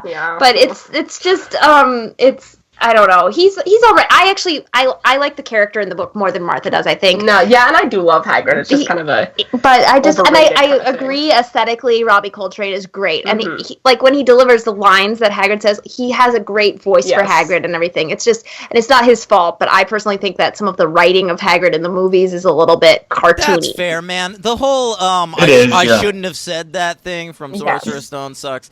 I will say, I've my entire life gotten Robbie Coltrane and Brendan Gleeson confused. So, Goblet of Fire blew my mind. Wow. That's a weird pairing to confuse. They look so similar. You still get them mixed up? Or I do. Like, I mean, not when he's in, like, Hagrid face or whatever. Or Moody face. Yeah, right. No, wow. He's got that eye. Yeah. I don't think I've seen them in anything else, so... Yeah. Okay. Hank, so what's weird about Azkaban, I think, as a movie is, like, the last hour is all, like, one continuous sequence. With, starting with, like, Buckbeak's, maybe or maybe not execution, and continuing to the use of the Time Turner, which, by the way, I thought was foreshadowed really well with, like, Hermione showing up random places. I didn't get that's what was going on. Yeah. That's done really well in the book, too. Okay, so that wasn't too obvious. That's good. That's good. I figured where did she come from? I figured she was just using, since she's such a skilled, what do you call it? Wizard? Witch? that she was just able to, she's such a nerd that she wanted to be in every class, so she was just magically appearing in each one. Well, I mean, that is kind of what it was, but... Right, but I didn't know that she was utilizing any kind of, time travel or whatever the hell it is. Yeah. So that shit... What did we think of that sequence? I was very moved, by the way, by Harry realizing that it wasn't his dad, it was him, and doing the thing. Yeah. It's a little cheesy, but I do like it too. I don't like how they make it seem like Hermione doesn't understand, because it's not that complicated to understand. Oh, and Harry has never once in his life figured out something before Hermione. Yeah, exactly. I don't like that, and then I don't like, it's also like, it's Hermione, so yeah. But I think it's pretty good. I was gonna say, when Alice and I were watching this ahead of time, we got to like the point, like you said, it's an hour sequence, and we're like, they're about to go into the Whomping Willow, and we're like, what time is it? We have like another hour to get through here. Oh yeah, we still have to do this all again. The confrontation, though, like when they finally get there with like Lupin and Sirius and Peter Pettigrew, is really good. It's great. Some of the other shit, it does drag a little bit. They could have chopped 15 minutes off that sequence. So yeah, Henry, you what was? We already kind of spoiled it, but like from your interpretation, how were Wormtails? I mean, / Pettigrew and Lupin and Sirius like what was the vibe you got from their friendship? Oh, at first I was confused because that was one thing I didn't think that was written too well was when, actually I have to say probably directed as well. Not that Alfonso. Well, because when they're in that room and Sirius Black appears, the way the direction and the writing are focused, Sirius Black is pointing at Harry Potter and says, "I have to kill him." Yeah. And then Thulis, David Thulis, trying to fool you. Yeah, it says no. At least Harry Potter, he at least deserves to know why. Mm-hmm. And so then I'm like, what the fuck? And then with like 10 seconds later, you realize, that what the fuck is the rat's name? Snagglepuss or something like that? Snuffles? Snox. No, what is it? Scabbers. Yeah. Snuffles.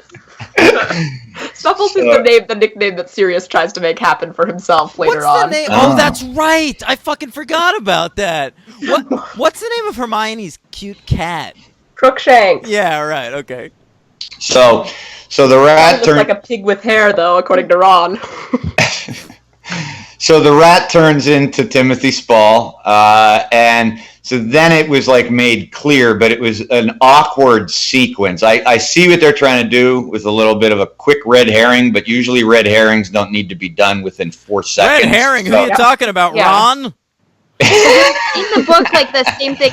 In the book, the same thing happens where he points. It looks like he's pointing at Ron, but he's actually pointing at Scabbers the rat. Right. Ron and Harry are together, so and in terms of their relationship, I mean, all I understood from the movie was that they're just old buddies, and I got that much out of it. That Sirius Black and him were. I think the performances, are there. Lupin? Right. They have an old friend chemistry. Yeah, that works. Did you understand though that Wormtail was also their friend, or no? Yeah, because it seems like I think they say several times that it was somebody who was a friend of the Potters and them and then betrayed them. Yeah, so I understood that. Yeah. I got that. From the scene in the the Three Broomsticks when McGonagall's talking about, she's like, little lump of a boy about Peter Pettigrew. I could have used a lot more Hogsmeade in this movie, I'll tell you that much. I love Hogsmeade. Did you love the scene with Harry throwing snowballs at Malfoy and Crabbe and Goyle? No. Did you like the scene where Hermione's like, "I'm not an owl"? That's in the fourth. No, but I do love the snowball Hermione's pink cardigan in this movie. Great. I thought the snowball sequence didn't work because Draco, I don't know what the fuck is going on with his character. I hope to finally learn something, but at this point, for me in this movie, he's just a pain in the ass nuisance, and he's so fucking comedy character. Right, he's like so helpless that I don't even know if I was one of these Gryffindor kids, I'd be like, yeah, get the fuck out of here. Like, he's not threatening. I mean, all it takes to scare him is like point your wand at him. So he has like no, according to the movies. Are you scared, Potter? Yeah, I mean, what? No, I'm not scared. You're nothing. You never do anything, so it's like, I don't know. Yeah. Well, I personally could use more Hogsmeade because the only Hogsmeade scenes that we see are that, and then Harry going, he was their friend, and he betrayed them. Yeah. He was their friend. Yo, Harry is so quick to like defend his dad and shit. Like, in even when he's at home, when like Marge starts to like talk shit about his family, like Harry really has to butt in with like, my dad was a fine man. Or like in the second one when he's like trying to be like Crabbe and Goyle when they take the Polyjuice potion, like he's gotta like defend Dumbledore. Like, dude, just pipe down. You didn't know your dad, man. You don't know anything about him. Yeah, what if James Potter was a piece of shit? Who the fuck knows? Right. Yeah, well, you will know soon. Yeah, that's true. Maybe. Okay. Uh-oh. It's in the 5th movie. We've gotta wrap up. I want to say wrap up this movie. We talked shit about Ron in the last episode. I love who Ron He's better has become now. because I think that Rupert Grint kid, like between Chamber of Secrets and Prisoner of Azkaban, he like grew up. He probably like smoked weed for the first time. He got into like better music. Like he just seems like a cooler kid. There's one scene in this fucking movie where he's wearing like a tank top and a knit hat, and I'm like, who's this guy? No, that's weird as hell. But I think Rupert Grint is good in this movie. Yeah, he was my LVP in Chamber of Secrets. He's much better in this. Much better. Yeah. All right, what do you give this movie on the old 1 to 5 scale, Alice? Ooh, well, I mean, maybe like a 1.5. I don't know. There's no half grades. Here's the thing. No half grades. It's still Harry Potter, so we still have. Maybe I'll go with a 2, just because it is still Harry Potter. I give it a 2. But it's. For me, it's my least favorite Harry Potter movie. Well, okay, not quite. It's my second least favorite Harry Potter. What's your least favorite? The 6th one. Half-Blood Prince, Interesting. Okay. Well, we'll get there. Henry, what do you give it? I'm giving this 4 stars. Me too. All right. It's a split. It's a gender divide, gang. All right. Well, it averages out to... I'm going to give it a 1 now, so that we have more like an average. 5. All right. Who's your MVP, everybody? I give my MVP to Emma Thompson. I know she's pretty underutilized, but I'm a big fan of her portrayal, and I think she just nails it with Trelawney. I like it. My MVP was Alan Rickman, just because that one scene in particular was so funny and well done. Yeah. Henry? But Emma Thompson. I'm going with Gary Oldman. Yeah, me too. He's awesome. So you're going with him too, yeah. LVP, I kind of had a tough time with. I didn't really know. I need some help from the sisters here. I don't think you're gonna like our take, but I imagine your LVP is Alfonso. Right. Yeah. Well, it all comes down to the director. So Alfonso's my LVP. He's also my LVP. Okay. All right. Close second was Michael Gambon. And close third was David Thewlis. Oh boy! You know what? Then I'll go. Oh, actually, I'm sorry. Close second was the shrunken heads in the night bus. Oh my God, dude! I think that's what I'm gonna go with. I will say the night bus does not work on the screen. It is a book concept that is totally charming in the book. I think it's super weird. I liked it. Heads, but the bus itself, I think, works. Henry, it's important for you to know that those shrunken heads do not exist in the books. Yeah, there's no... Why the long face, man? Yeah. Yeah. Allowed in today. That was strange. That was almost as if George Lucas came in and said, "Hey, wait, we need a racial stereotype." That's true. All right, fine. I'll go with that then. That's a good choice. I'm gonna go with Malfoy, man. That's a fine choice. I was gonna say him before these guys reminded me of the Jamaican accent. Yeah, the night bus does not work for me, man. All right, let's wait. What? Oh, right. I got a 2 count on the. Are you gonna play it?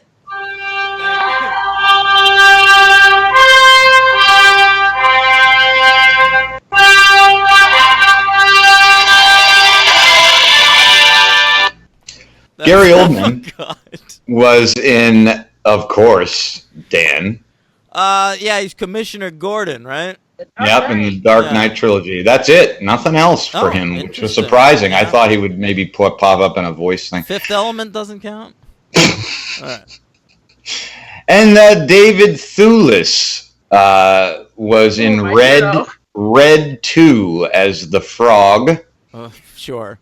And most recently, of course, was in Wonder Woman as Ares. Oh, that's right. Fucking Wonder Woman and DC and their shitty villains. Yeah. Yeah. Not his fault. I mean, it's fault, I'm sure. It is partly his fault, frankly. You just didn't like that movie anyway, though. No, Dan, but right? I love David Thewlis. I think David Thewlis. I think David Thewlis needs to stay the fuck out of big budget Hollywood movies. he's a particular type of actor. He works on Fargo. That's where he works. Right. He's not a Gary Oldman who's a chameleon who can do anything. That's so right. He do like Shakespeare and stuff. I could see him doing that. Yeah. He can play fucking Puck in Midsummer Night's Dream. No, I don't think he can play Puck. He's way too tall to be Puck. I guess. He's like super tall. Yeah, there's one shot that Alice and I like could not stop cracking up at, where he and Harry are walking through the woods. And Harry looks. It's just mainly the way that it's filmed. But Harry looks like he comes up to about Lupin's ankle. It's super funny. Yeah, it's pretty funny. All right, so a year and a half later, kind of, Harry Potter and the Goblet of Fire shows up. November 18th, 2005. Big budget of $150 million. Big box office of $896.9 million. Came in at number 3 at the box office. Number 1 that year was Revenge of the Sith. And number 2 was Chronicles of Narnia. Could you believe that first Chronicles of Narnia movie beat a Harry Potter movie?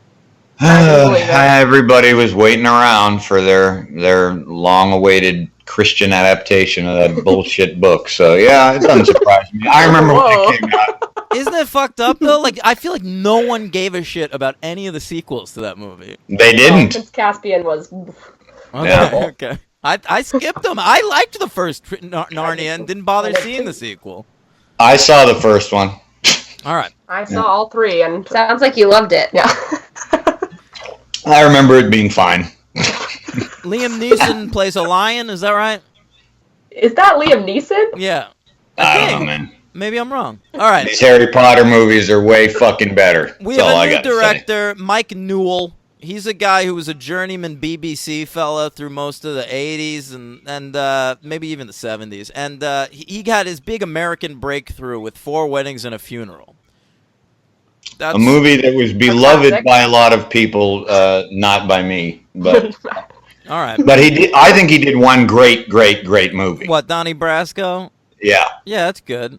And he's a journeyman. He's done all kinds of movies. Pushing Tin. Right before Goblet of Fire, he did Mona Lisa Smile, which was boring. Yes. Very boring. And then he did Goblet of Fire, followed that up with Love in the Time of Cholera. He then did Prince of Persia, The Sands of Time. This is a weird little wrinkle. In 2012, he made an adaptation of Great Expectations. Isn't that something? They both did. Look at like that. A precursor to be... it's a requirement. Yeah, it's like, or would you consider filming or directing a movie of Great Expectations? I can't wait to see David Yates's take on Pip. All right, most recently, Mike Newell made a World War II movie called The Guernsey Literary and Potato Peel Pie Society. Oh, that's based on a book. I've read the book. I've heard that's a really good movie, actually. Yeah, the book is pretty good. The book has been getting a lot of traction in my library. Okay. It has. You were going to make fun of it. I really was. It's a really bad title. I completely agree. I haven't read it either, but I've just heard it's good. Okay. It's kind of like a... It's a World War II movie. Yeah, I was going to say it feels kind of... It's like in the South, and it's kind of... right? No, it's not. It's about World War II. Well, I did read it, but it was a while ago. I think it's what are you thinking of? The Best Exotic Marigold Hotel? Maybe that's what you're thinking. It's kind of a similar type title. No, but it's a similar type of characters in it too. All right. I don't know enough about it to say that definitively. No, I did read it. It was just a while ago. All right, we learned. Henry, nominated for an Oscar.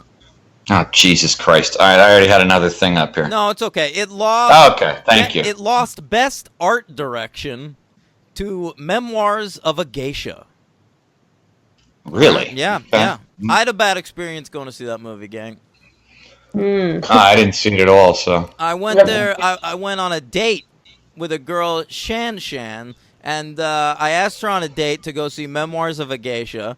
We got to the ticket counter. I offered to pay for her ticket, and she turned to me and said, "Hey, you know this isn't a date, right?"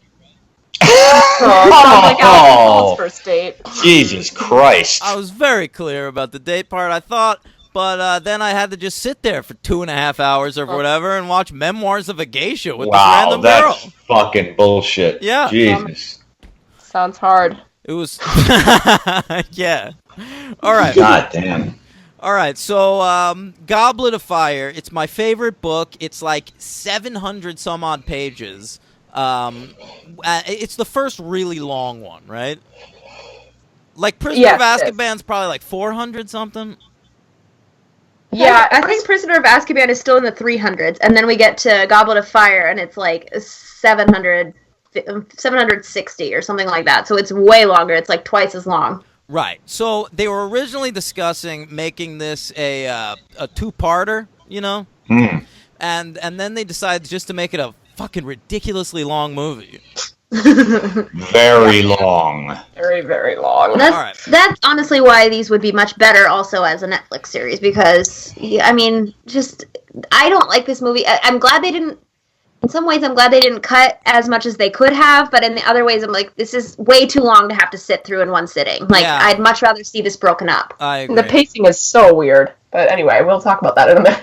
All right, but let's very quickly do our 2005 lists. Any honorable mentions from you guys? No. Okay. Yeah, Pooh's Heffalump movie.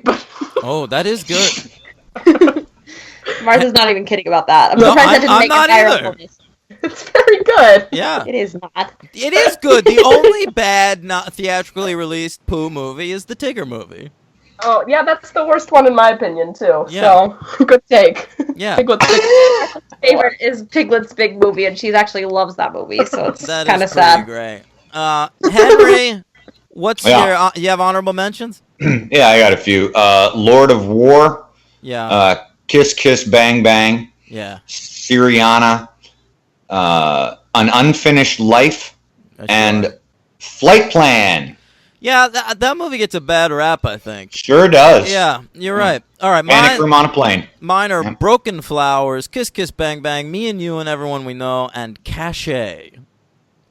Oh, Cachet's a good film. Yeah. Yeah. All right, let's do it. Number 10, Alice. Okay, I will say I had to scrape even more for these because I really did not see very many movies of 2005. My number 10, I don't even really remember, which is probably why it's, I don't know, it might have been higher otherwise, is Wedding Crashers. Sure. Yeah. All right. I got Mr. and Mrs. Smith. All right. Again, I didn't watch very many movies in 2005 either, so. Henry? This should be higher, but it's okay because I just redid this. Batman Begins. All right, I have Munich. Ooh. Yeah. All right, number 9. Okay, number 9, I had the classic Vin Diesel, The Pacifier. Holy shit. Like, literally, I couldn't even remember what I had watched from that. I don't remember that movie at all, but I watched it, so I put it on the list. I do like a big burly man hanging out with kids. Hulk Hogan has 2 of those babies. Mr. Nanny and Suburban Commando. All right, Martha. I got Sisterhood of the Traveling Pants. Holy shit. That's a great franchise. We should cover that. Got it. Yeah. Check. Henry? Number 9, The Squid and the Whale. Yeah. Okay, my number 9 is War of the Worlds. I went back to back with the Steven Spielberg that year. Ooh. All right. Number 8. Okay, my number 8 is Monster-in-Law. All right. The classic J-Lo. I'm sorry, I seriously did not watch any movies from that year. Jennifer Lopez, Jane Fonda, together at last. All right. Yeah. Who's the husband in that? Is it Michael Vartan? Alice wouldn't know. Sounds right. Yeah.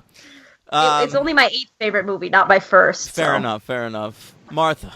I got Revenge of the Sith here. All right, Revenge of the Sith cracking the list. Henry. Cinderella Man. Of course. My number 8 is Junebug. All right, number 7. Number 7, I had Hitch. Oh, so do I. Oh my god, dude! I saw Hitch when it came out and kind of enjoyed it on some level, and I tried to watch. I caught the last half hour on TV recently. Bad. And holy shit, man! Here's the problem. I was 15 in 2005, and this was actually kind of around the peak of when I watched the most movies of my life. Like I watched way more movies then than I do now. And so you could see, like, as a 15-year-old girl, like, the type of movies I was mainly going to. And then I haven't gone back and ever caught up on, like, movies that might have been more, like, adult, I guess. Okay. This is 15-year-old Alice. Yeah, exactly. Okay, what are we up to here? 7? 6. What? 7. Oh, no, you two haven't done your sevens yet. Oh, right. You both had Hitch. Okay, Henry. Right. A History of Violence. All right, I have The 40-Year-Old Virgin. Yeah. Unfortunately, I haven't seen that one, so. Yeah, I have, but I didn't like it that much, so. That's fair. Okay, your turn. Number 6. Oh, no, my turn. Number 6, I had V for Vendetta. Ooh, okay. Fuck yeah.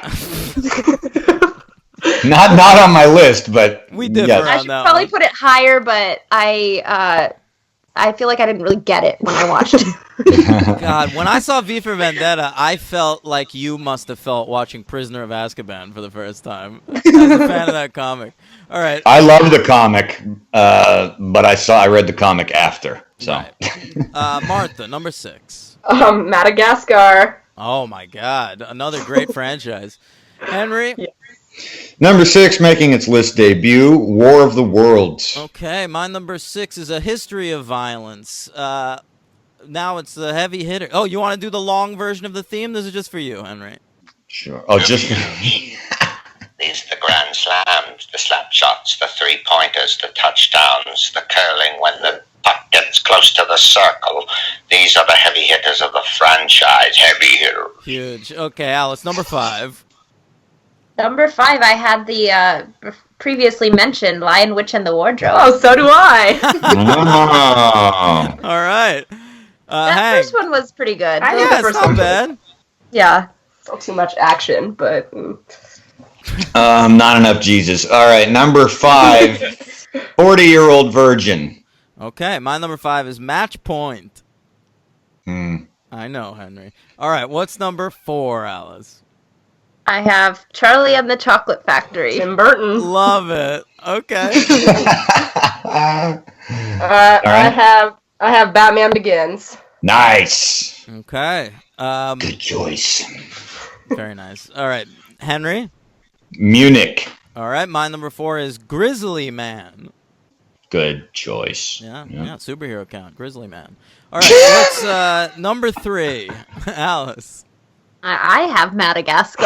Oh, you both like to move it. All right. Martha. I have Miss Congeniality too. Excuse me, full title, please. Actually, I don't even remember what it is. It's like back in, or what? Do you know what it is? I do. It's Armed and Fabulous. Okay. Oh, that's right. Henry. My number 3 is also Miss Congeniality. No, it's not. The New World. Oh, Malik. Right. Okay, my number 3 is Good Night and Good Luck. All right, number 2. Who's got it? Alice. Okay, I have Batman Begins. All right. Love it. And I have the Tim Burton classic, Charlie and the Chocolate Factory. Wait, you guys don't have Corpse Bride at least? That's the no, other I have Tim not Burton actually classic. seen that. Okay. Yeah. Tim Burton was a busy man in 2005. What's your number 2? I flipped these around just for variety, and because I've seen one very recently and loved it. So number 2 is now Brokeback Mountain. That's my number 2 as well, Henry. Oh, really? Yeah, and might I say, you know, you what's the line from that fucking movie? God damn. Yeah, I know what you're gonna say. I can't remember it either. All right, never mind. Shit. Yeah. What's number 1, Alice? All right, well, my number 1 is actually Star Wars Episode 3, Revenge of the Sith. Hey, man, I went way up in my book when we covered it. I remember, yeah. The great. That one's pretty good. Out of like the first 3, that's definitely the best one out of the Fuck 3 yeah. prequels. Yeah. I watched a movie with Hayden Christensen recently where he was playing Bob Dylan and had a sex scene as Bob Dylan. Really? It was insane. That's everything you just said was insane. Sounds strange. Wow. Yes. Yeah. All right. All right. Martha. Yeah. This is where I've got Brokeback Mountain, and the line you're trying to remember is, "I wish I knew how to quit you." That's right. Thank you. Thank you. Yeah. Yeah. Well, I was going to say "You Complete Me," but I think that's Jerry Maguire. Yeah, that's frankly Jerry a much Maguire. gayer I haven't movie. even seen that. Yeah. Henry, what's number one? I can't quit this movie. It is my number one movie of 2005, and it is Good Night and Good Luck. Interesting choice. I like it. My number one is The Squid and the Whale. Now, by the way, I went to the Museum of Natural History like a couple days ago, and the whale is alone. Where's the squid?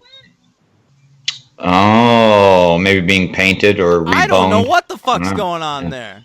Do you say reboned? Yeah. Don't squids not have bones? Right. I don't know. Was that the joke? It was an esoteric, ridiculous, yeah. Okay. Right. Let's talk about Harry Potter and the Goblet of Fire. We could keep talking about squid anatomy, but... Right. You know, octopi can fit in a jar, I'll tell you that much. There is the giant squid in the lake at Hogwarts. Very true. Do we ever see that?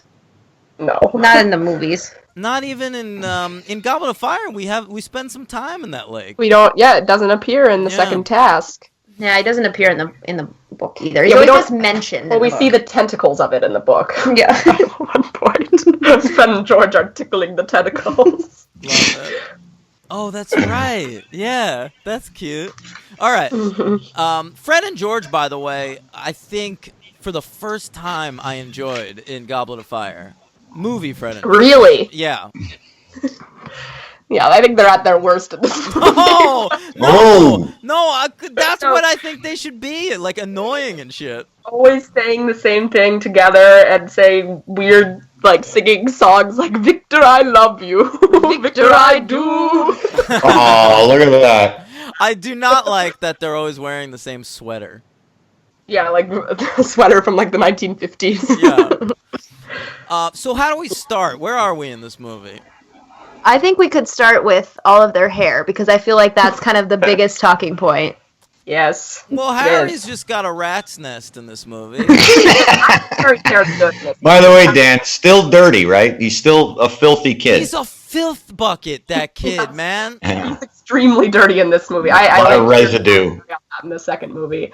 I feel like he cleans up a little in the third one, but he should have so many blackheads just all over the place.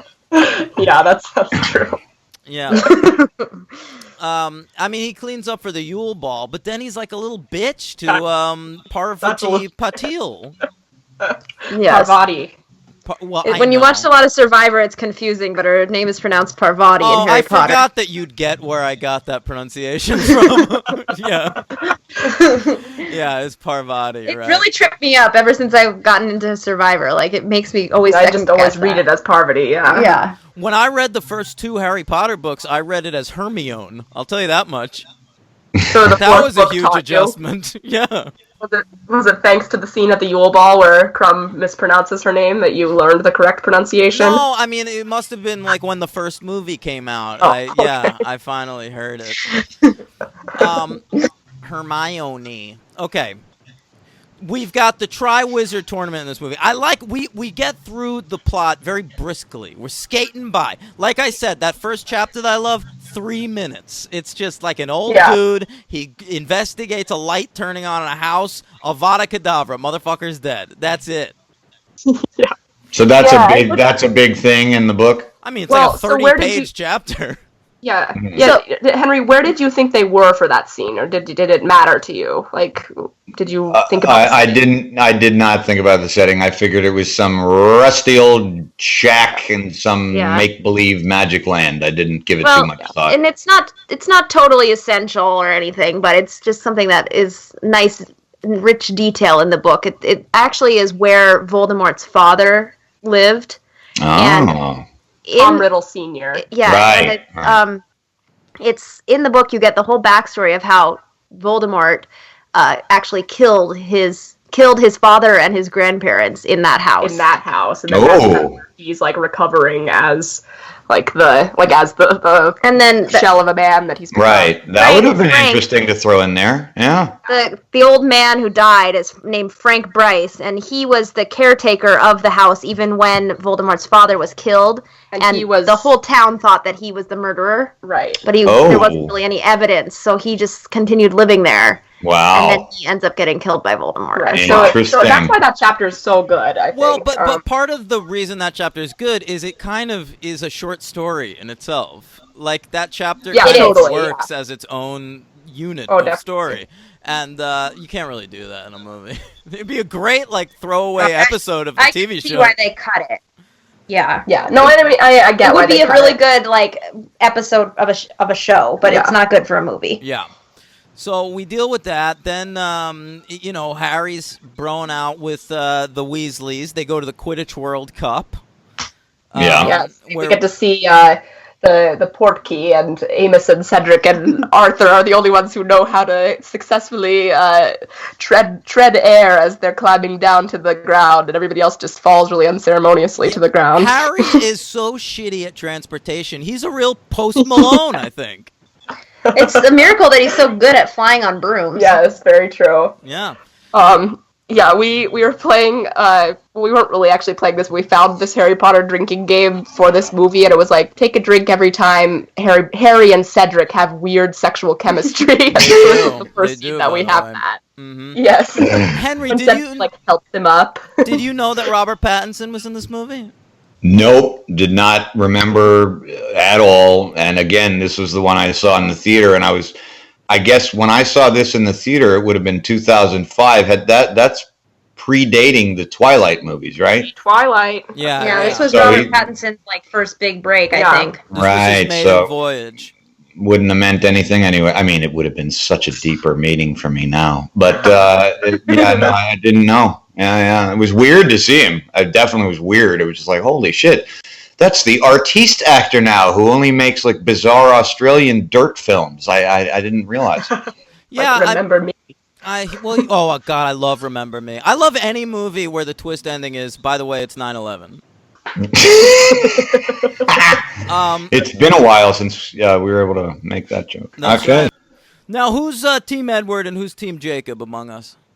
I'm Team Jacob based on looks alone, but what? I guess I'm probably Team Jacob too. I do not find Robert Pattinson good looking at all. Yeah, but Jacob's insufferable, and Taylor Lautner's got like such a I haven't seen face. All right.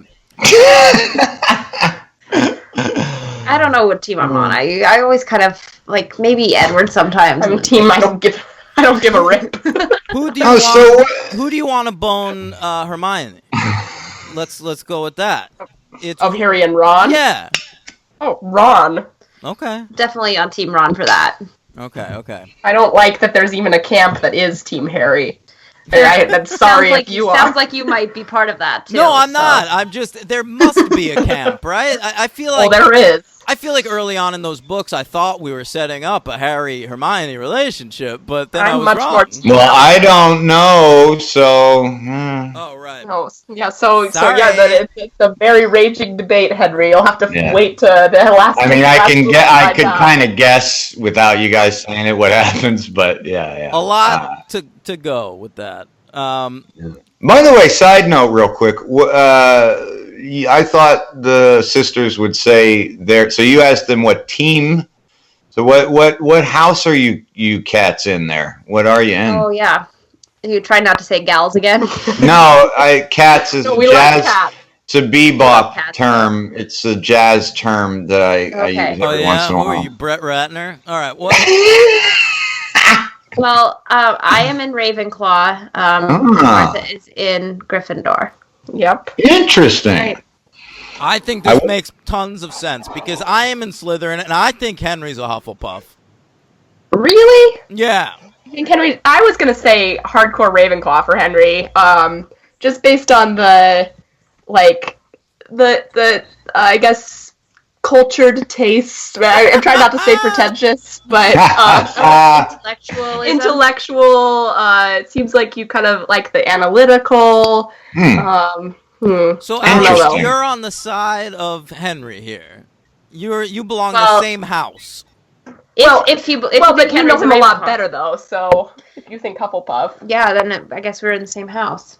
Yeah. Now, since the movies don't even, at this point, even really ever talk about Hufflepuff and Ravenclaw, between Slytherin and Gryffindor, what would I be? You're a Gryffindor, man. Interesting. Yeah. I guess I don't. I think it would be cool to be a Slytherin, but I think I've got more Gryffindor-esque qualities. You've got a heart of gold, Henry. Aw. I don't see a Slytherin. Slytherins can have hearts of gold too. Wow, who's got a heart of gold on Slytherin? Yes. You. Yeah, you, Daniel. All right. Hey, what's that girl on Slytherin? Like the one girl. Anthony Parkinson. Yeah, that's the one. And there's also Millicent Bulstrode. Oh, that's true. Yeah. Neither of them has a heart of gold. Neither of them has a heart of gold. Well, how come the movies, every time they show a Slytherin, they look like a fucking demon? Yeah, like the Slytherin Quidditch team is like a bunch of trolls. Yeah, they're all players too, based on their teeth. Yeah, that's right. They all look like Austin Powers. Hey. All right, well, I'm glad we got that out of the way. I was interested. Okay, well, Quidditch World Cup, we do that. The Death Eaters show up, gang. They pop the Dark Mark into the air. David Tennant from Broadchurch is hanging around, or Doctor Who, if you prefer. And the Purple Man. Yeah, the fucking Purple Man. That's right. I love David Hamlet. Tennant. That's right. Yeah, he's in that Hamlet. He plays Hamlet, the titular Hamlet. That's right. Yeah.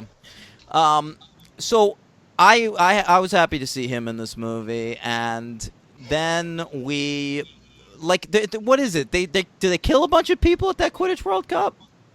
Yeah, so they kind of make it confusing in the movie, and I was going to say, like, the pacing in this movie is weird because I think the pacing for the first, 45 minutes, I would be happy if that's how it was for the entire movie, because they breeze through stuff so quickly. Oh my god, the first half hour of this movie is like the first 200 pages of the book. Yeah, and that's fine for me. Yeah, because, it's like 12 chapters. Yeah, I think that's good, but then they just drag out the tasks for so long, so it ends up being a 2.5 hour movie. Despite because we have to make each task like a big action set piece. Right, because that's what Harry Potter's about. Yeah, exactly. We have to all be worried, and maybe Harry's gonna die in one of these tasks. We're all on the edge of our seat to find out about that. He fucking could die. What happens if someone dies during one of these? He almost gets fucking crushed by those dragons. Yeah, no, he almost falls off the top-nosed tower of Hogwarts Castle. So that's a good question. So last week Dan mentioned that there are definite rules in these books about magic, what it can do, what it can't do. So on the three of yours opinion, really, so Harry Potter, if he falls from a great height, I don't understand. I mean, he's human, but he's a magician. So he can't. Magician. Magician. Sorcerer. He's a wizard. He's a wizard. If he falls, what can kill this kid? Dead is dead. Anything. If he breaks every bone in his body, we can go reparo bonus. Well, that's what I'm asking, right? Yeah. But not if he's dead. If you die, then you cannot be brought back. Right. But if he was a powerful enough wizard, I almost said magician. Yes. Well, you'd be right. Powerful enough wizard, then he could stop the fall while he's falling. Right. They could slow it create down. A force field or something. It went through my head. It went through my head. Dumbledore does that in one of them. The third one, right? In the third. Arresto momentum. Right. Arresto development. Yeah. I got it. Yeah. That's another spell that was not in the book at all. Yeah. What is it like? Slow us down us. Yeah. Yeah. Right. Yeah. So, but I mean, if Harry had fallen from the top of Hogwarts Tower, then he'd be dead. Like, yeah. Okay. So the Triwizard Tournament hasn't been done in 100 years, right? At this point, because people used to die. The reason that they went away is because people had died, and so they quit it for a while. But then, supposedly, there were enough safeguards in place that nobody would be able to die. Evidence safeguards. Agreed. There's not even any boundaries. I mean, you can fly away from the stadium, and there are boundaries in the book. That's right. It does not go fly around the whole Hogwarts grounds. No. So it was a little bit more they wanted to contained, show off their dragon, But however, I totally agree. It's kind of risky. I think the main thing that they have as safeguards is that the wizard, the really powerful adult wizards are right there, that they could intervene. They would intervene if somebody was about to die. Got it. So that's the main thing. The only reason that it gets out of hand is because of the part where they go out of the maze. Yeah, because I was wondering, if you're a spectator at this stuff, it would be rather frustrating if the contest kept leaving and you're just kind of sitting there waiting. They've got to equip these kids with GoPros. I would think so. I mean, technology goes haywire around Hogwarts. Right. Otherwise, it's like you're one of those people. You're watching a marathon and you're at this finish line and you just kind of stand there for 6 hours. Why do people do it? It's crazy. I don't know, man. It's very similar to that. It is similar because they can't see what's going on in the lake. No. They can't. In the book, they can tell what's going on with the dragon the whole time. They can't see what's happening in the lake. So I've always thought that was kind of weird. They can't see what's going on in that maze. Right, exactly. So yeah, that's something we talked about a lot in our book club discussions of this. Is they're not really very not good that interesting to be a spectator. Yeah. Interesting. Mm-hmm. Yeah. Okay. Yeah. Right. The points awarding is kind of interesting, but not really much Totally else. subjective too, though.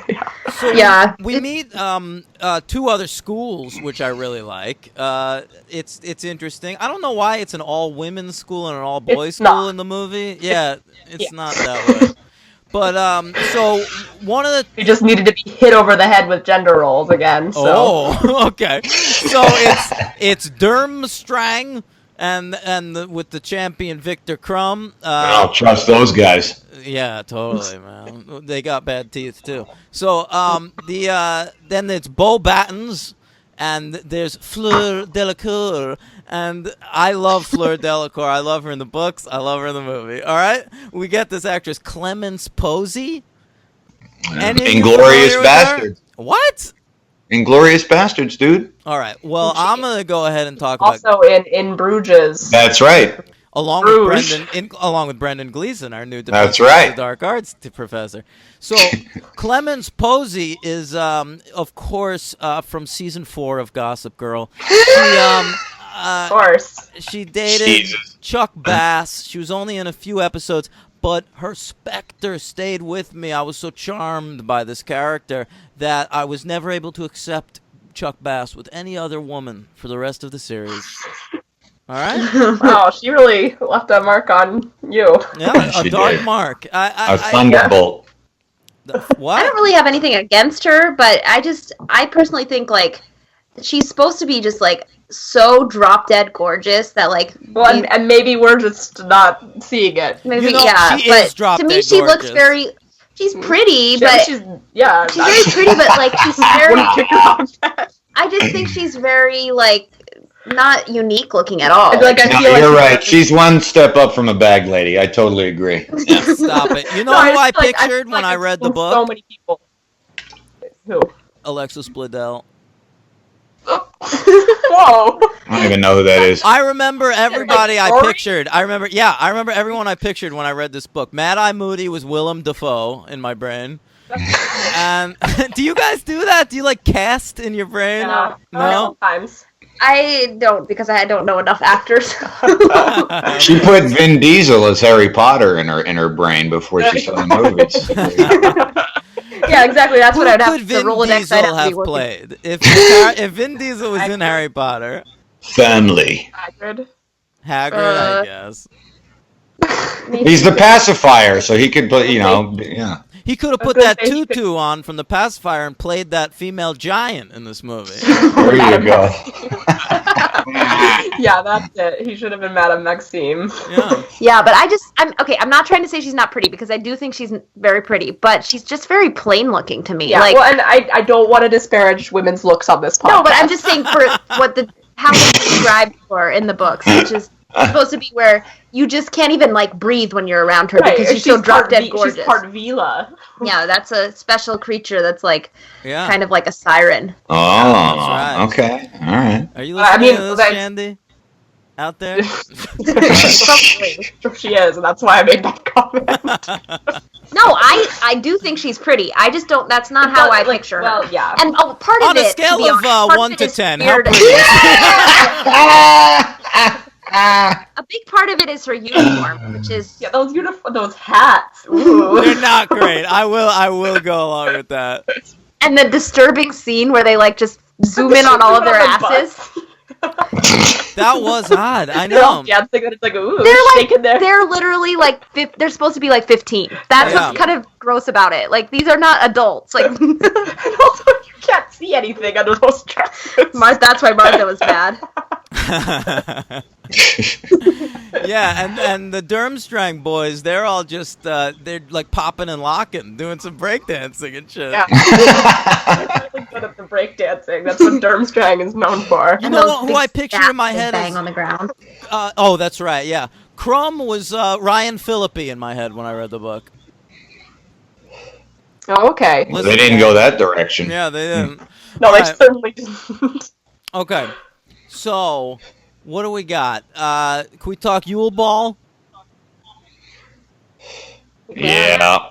All right, it's great. I love it. I wish it was an hour of the movie. I love them asking girls out. Fred or George, whichever one, asking out Angelina was such a cute scene. I love Ron and Harry just being a couple fucking lumps, not dancing.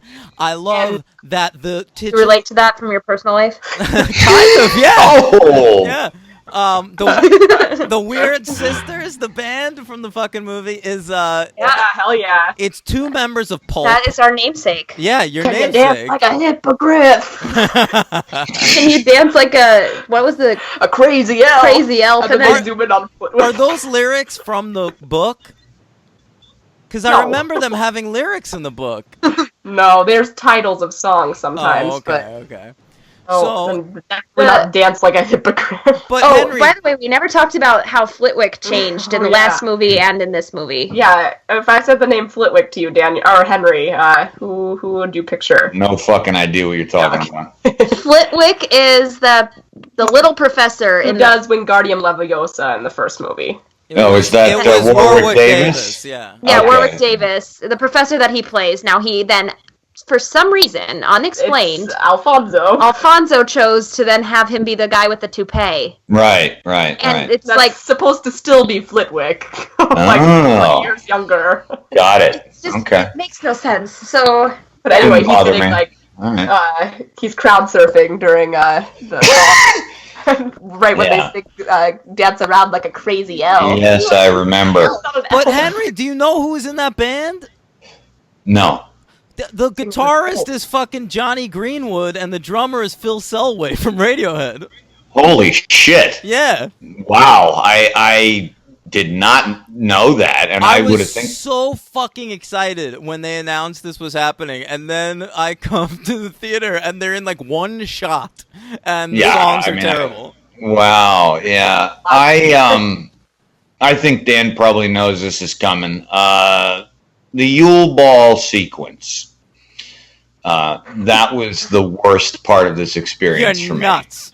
I was so fucking bored. And unlike you, who thinks it went on, it went on forever, dude. And I mean, it is really long. I mean, holy shit. I mean, I wasn't nuts about this movie anyway. But this, I didn't understand the.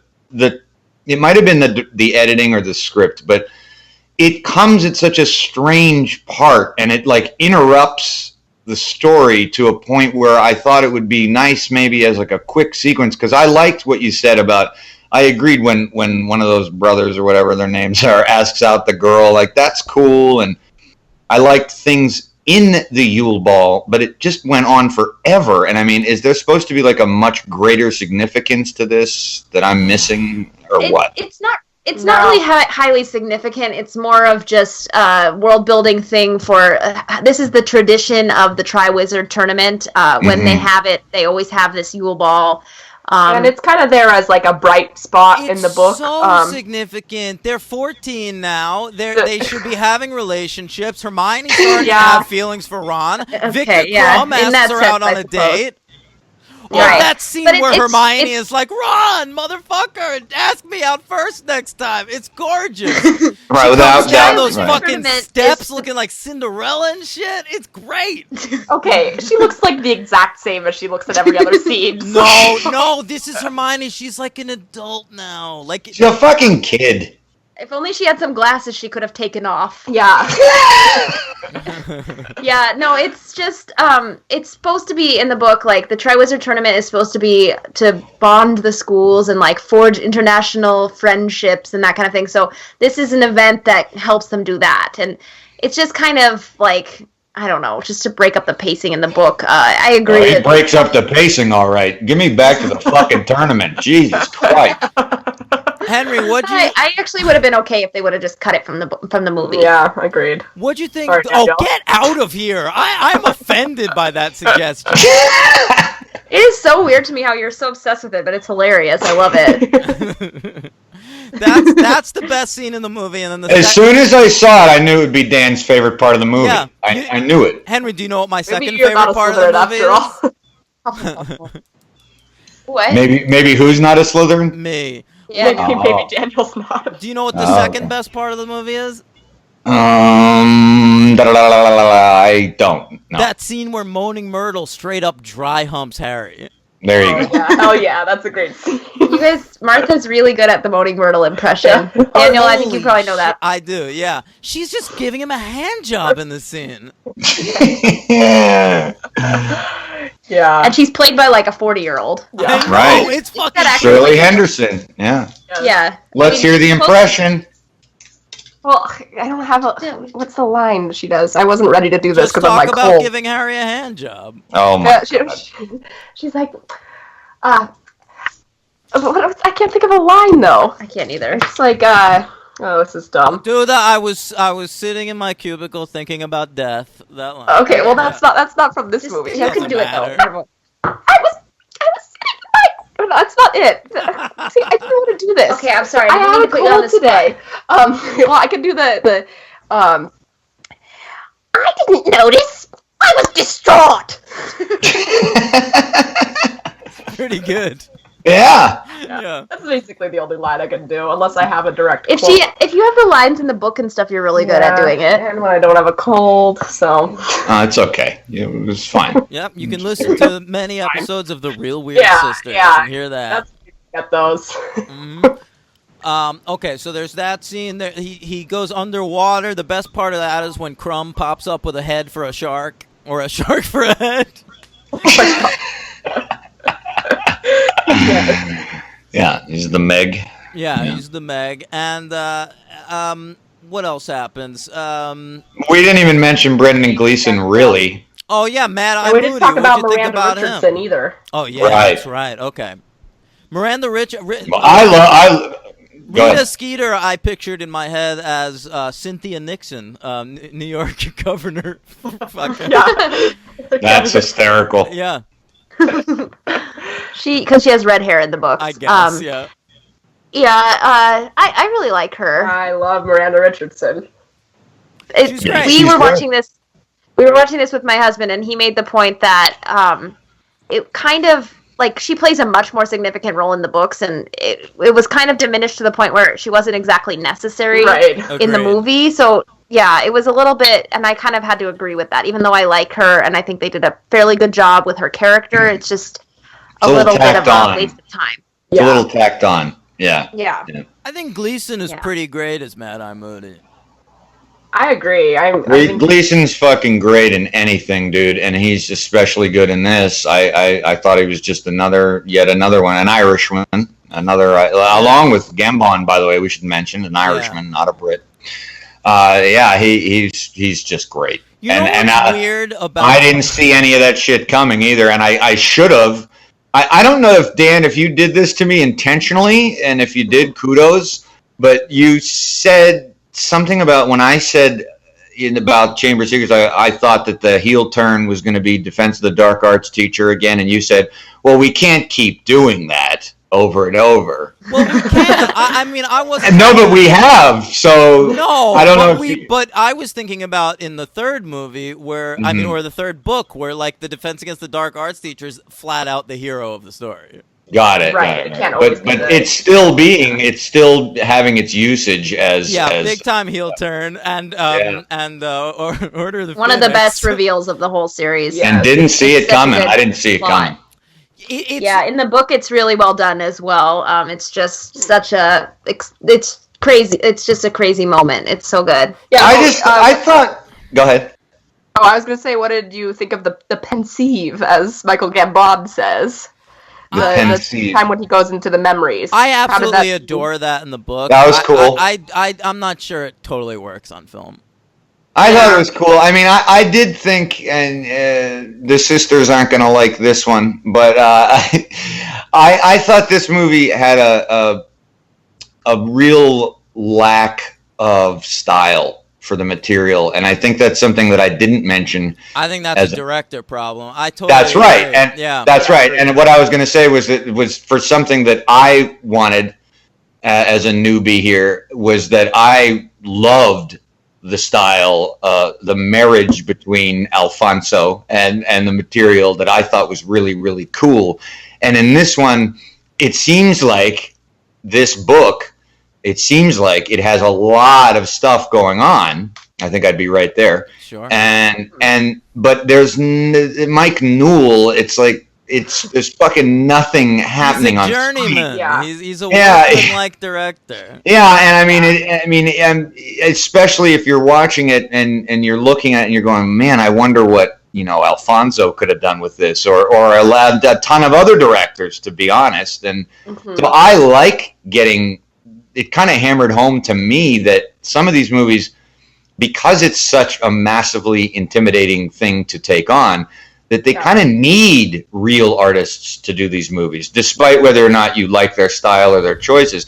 And when you get a workman to do it, it's going to lose something in translation. Oh, definitely. Actually, I will say the one thing that, again, I've said this several times about Alfonso, but I think that the tone that Alfonso establishes is good. And I do think that overtone is really good. It's just the weird choices he makes, like the shrunken heads and the weird acting choices that he has. For Dumbledore and for Lupin. Yeah, those are the main things that I take issue with. Yeah, I like the darker tone as well.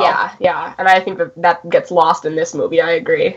Yeah, this movie it's kind of, I think it makes sense that this is always the director who I forget. I'm like, who directed the fourth one? I can't remember. And that's just because it's kind of like the director just really falls to the, like, I don't know, it could have been directed by anyone. I agree. And so when we finally get to that sequence at the end where they kill Cedric in the graveyard and they tie Harry up, like that sequence, it's like a series of a few chapters in the book, is fucking incredible. It is. But, it's really good. But I got me back in the movie, really. Because in the movie, it woke me up. It's not even close, man. Like it bums me. Well, but here's why it. My attention sagged for quite a bit of this, but 2 words: Ray fucking Fiennes.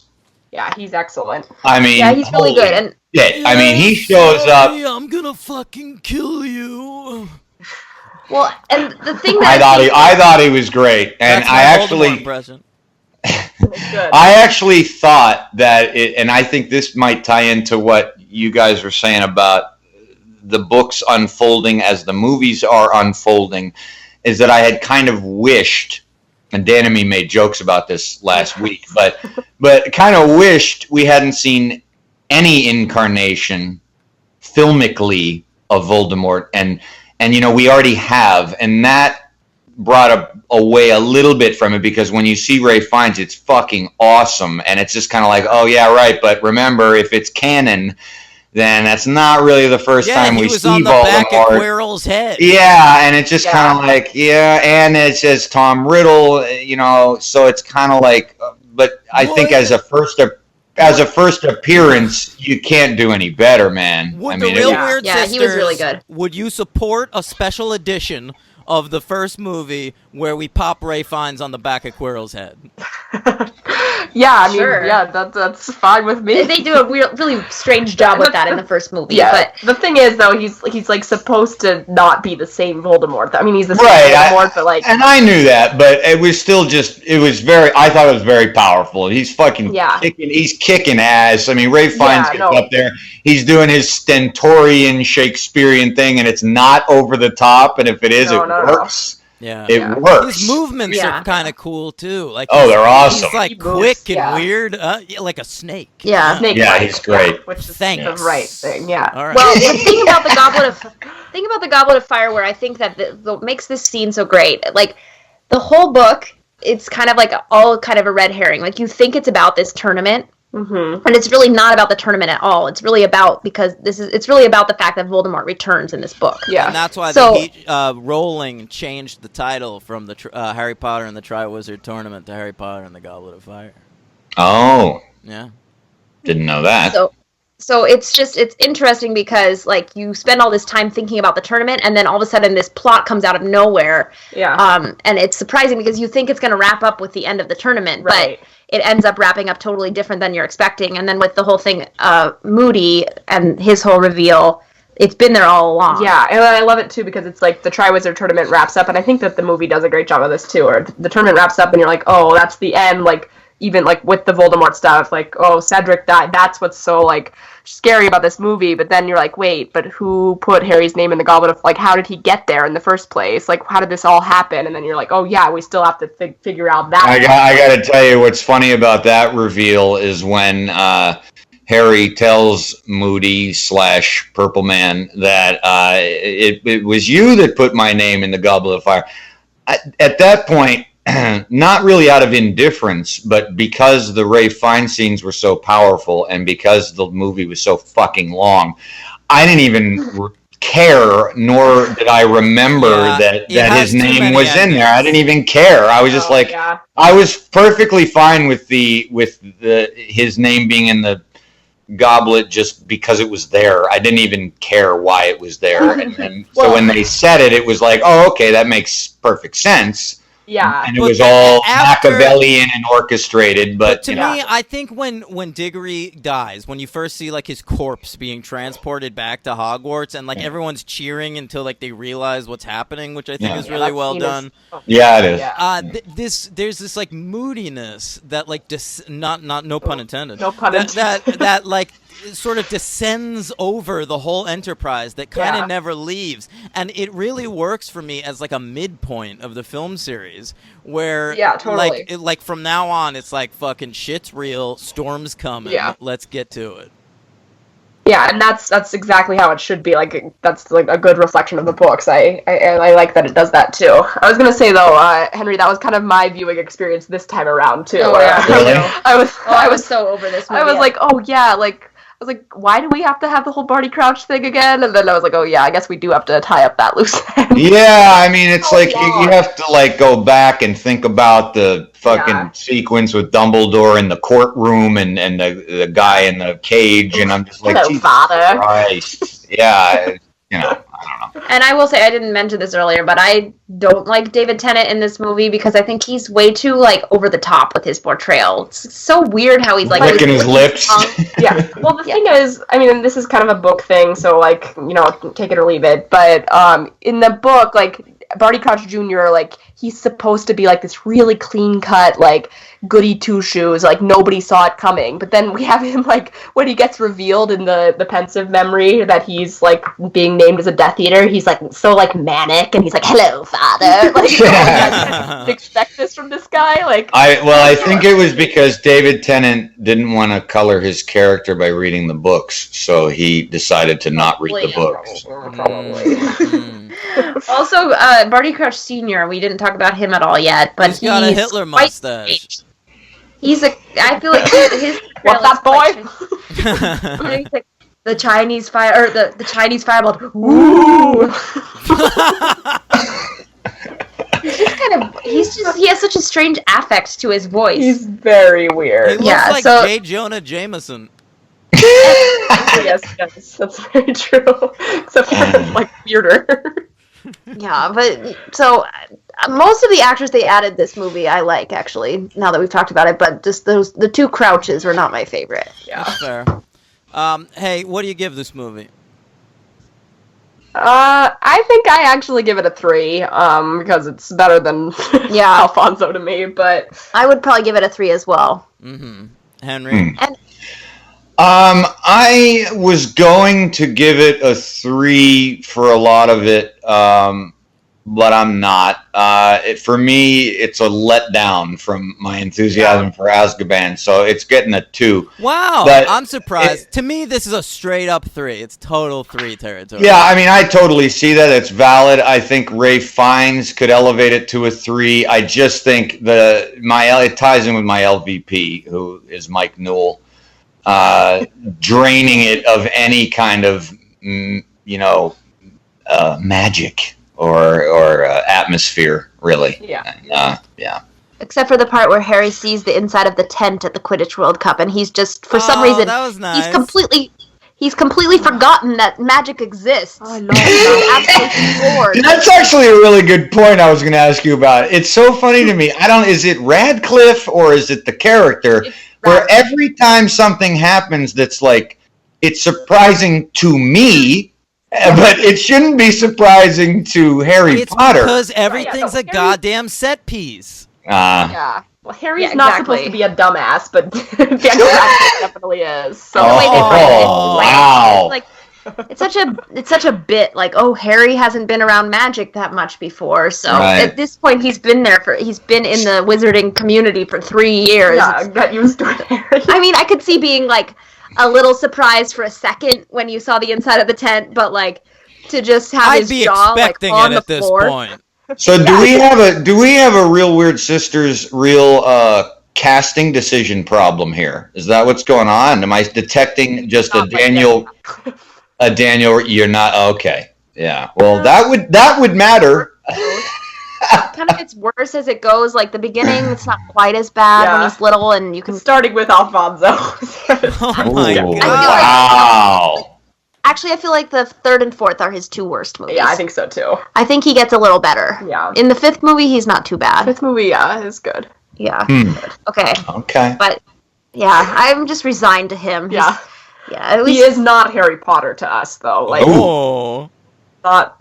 he's Daniel Radcliffe playing Harry Potter. So this is a 3-star movie for the three of you, a 2-star for me. Who's everybody's MVPs?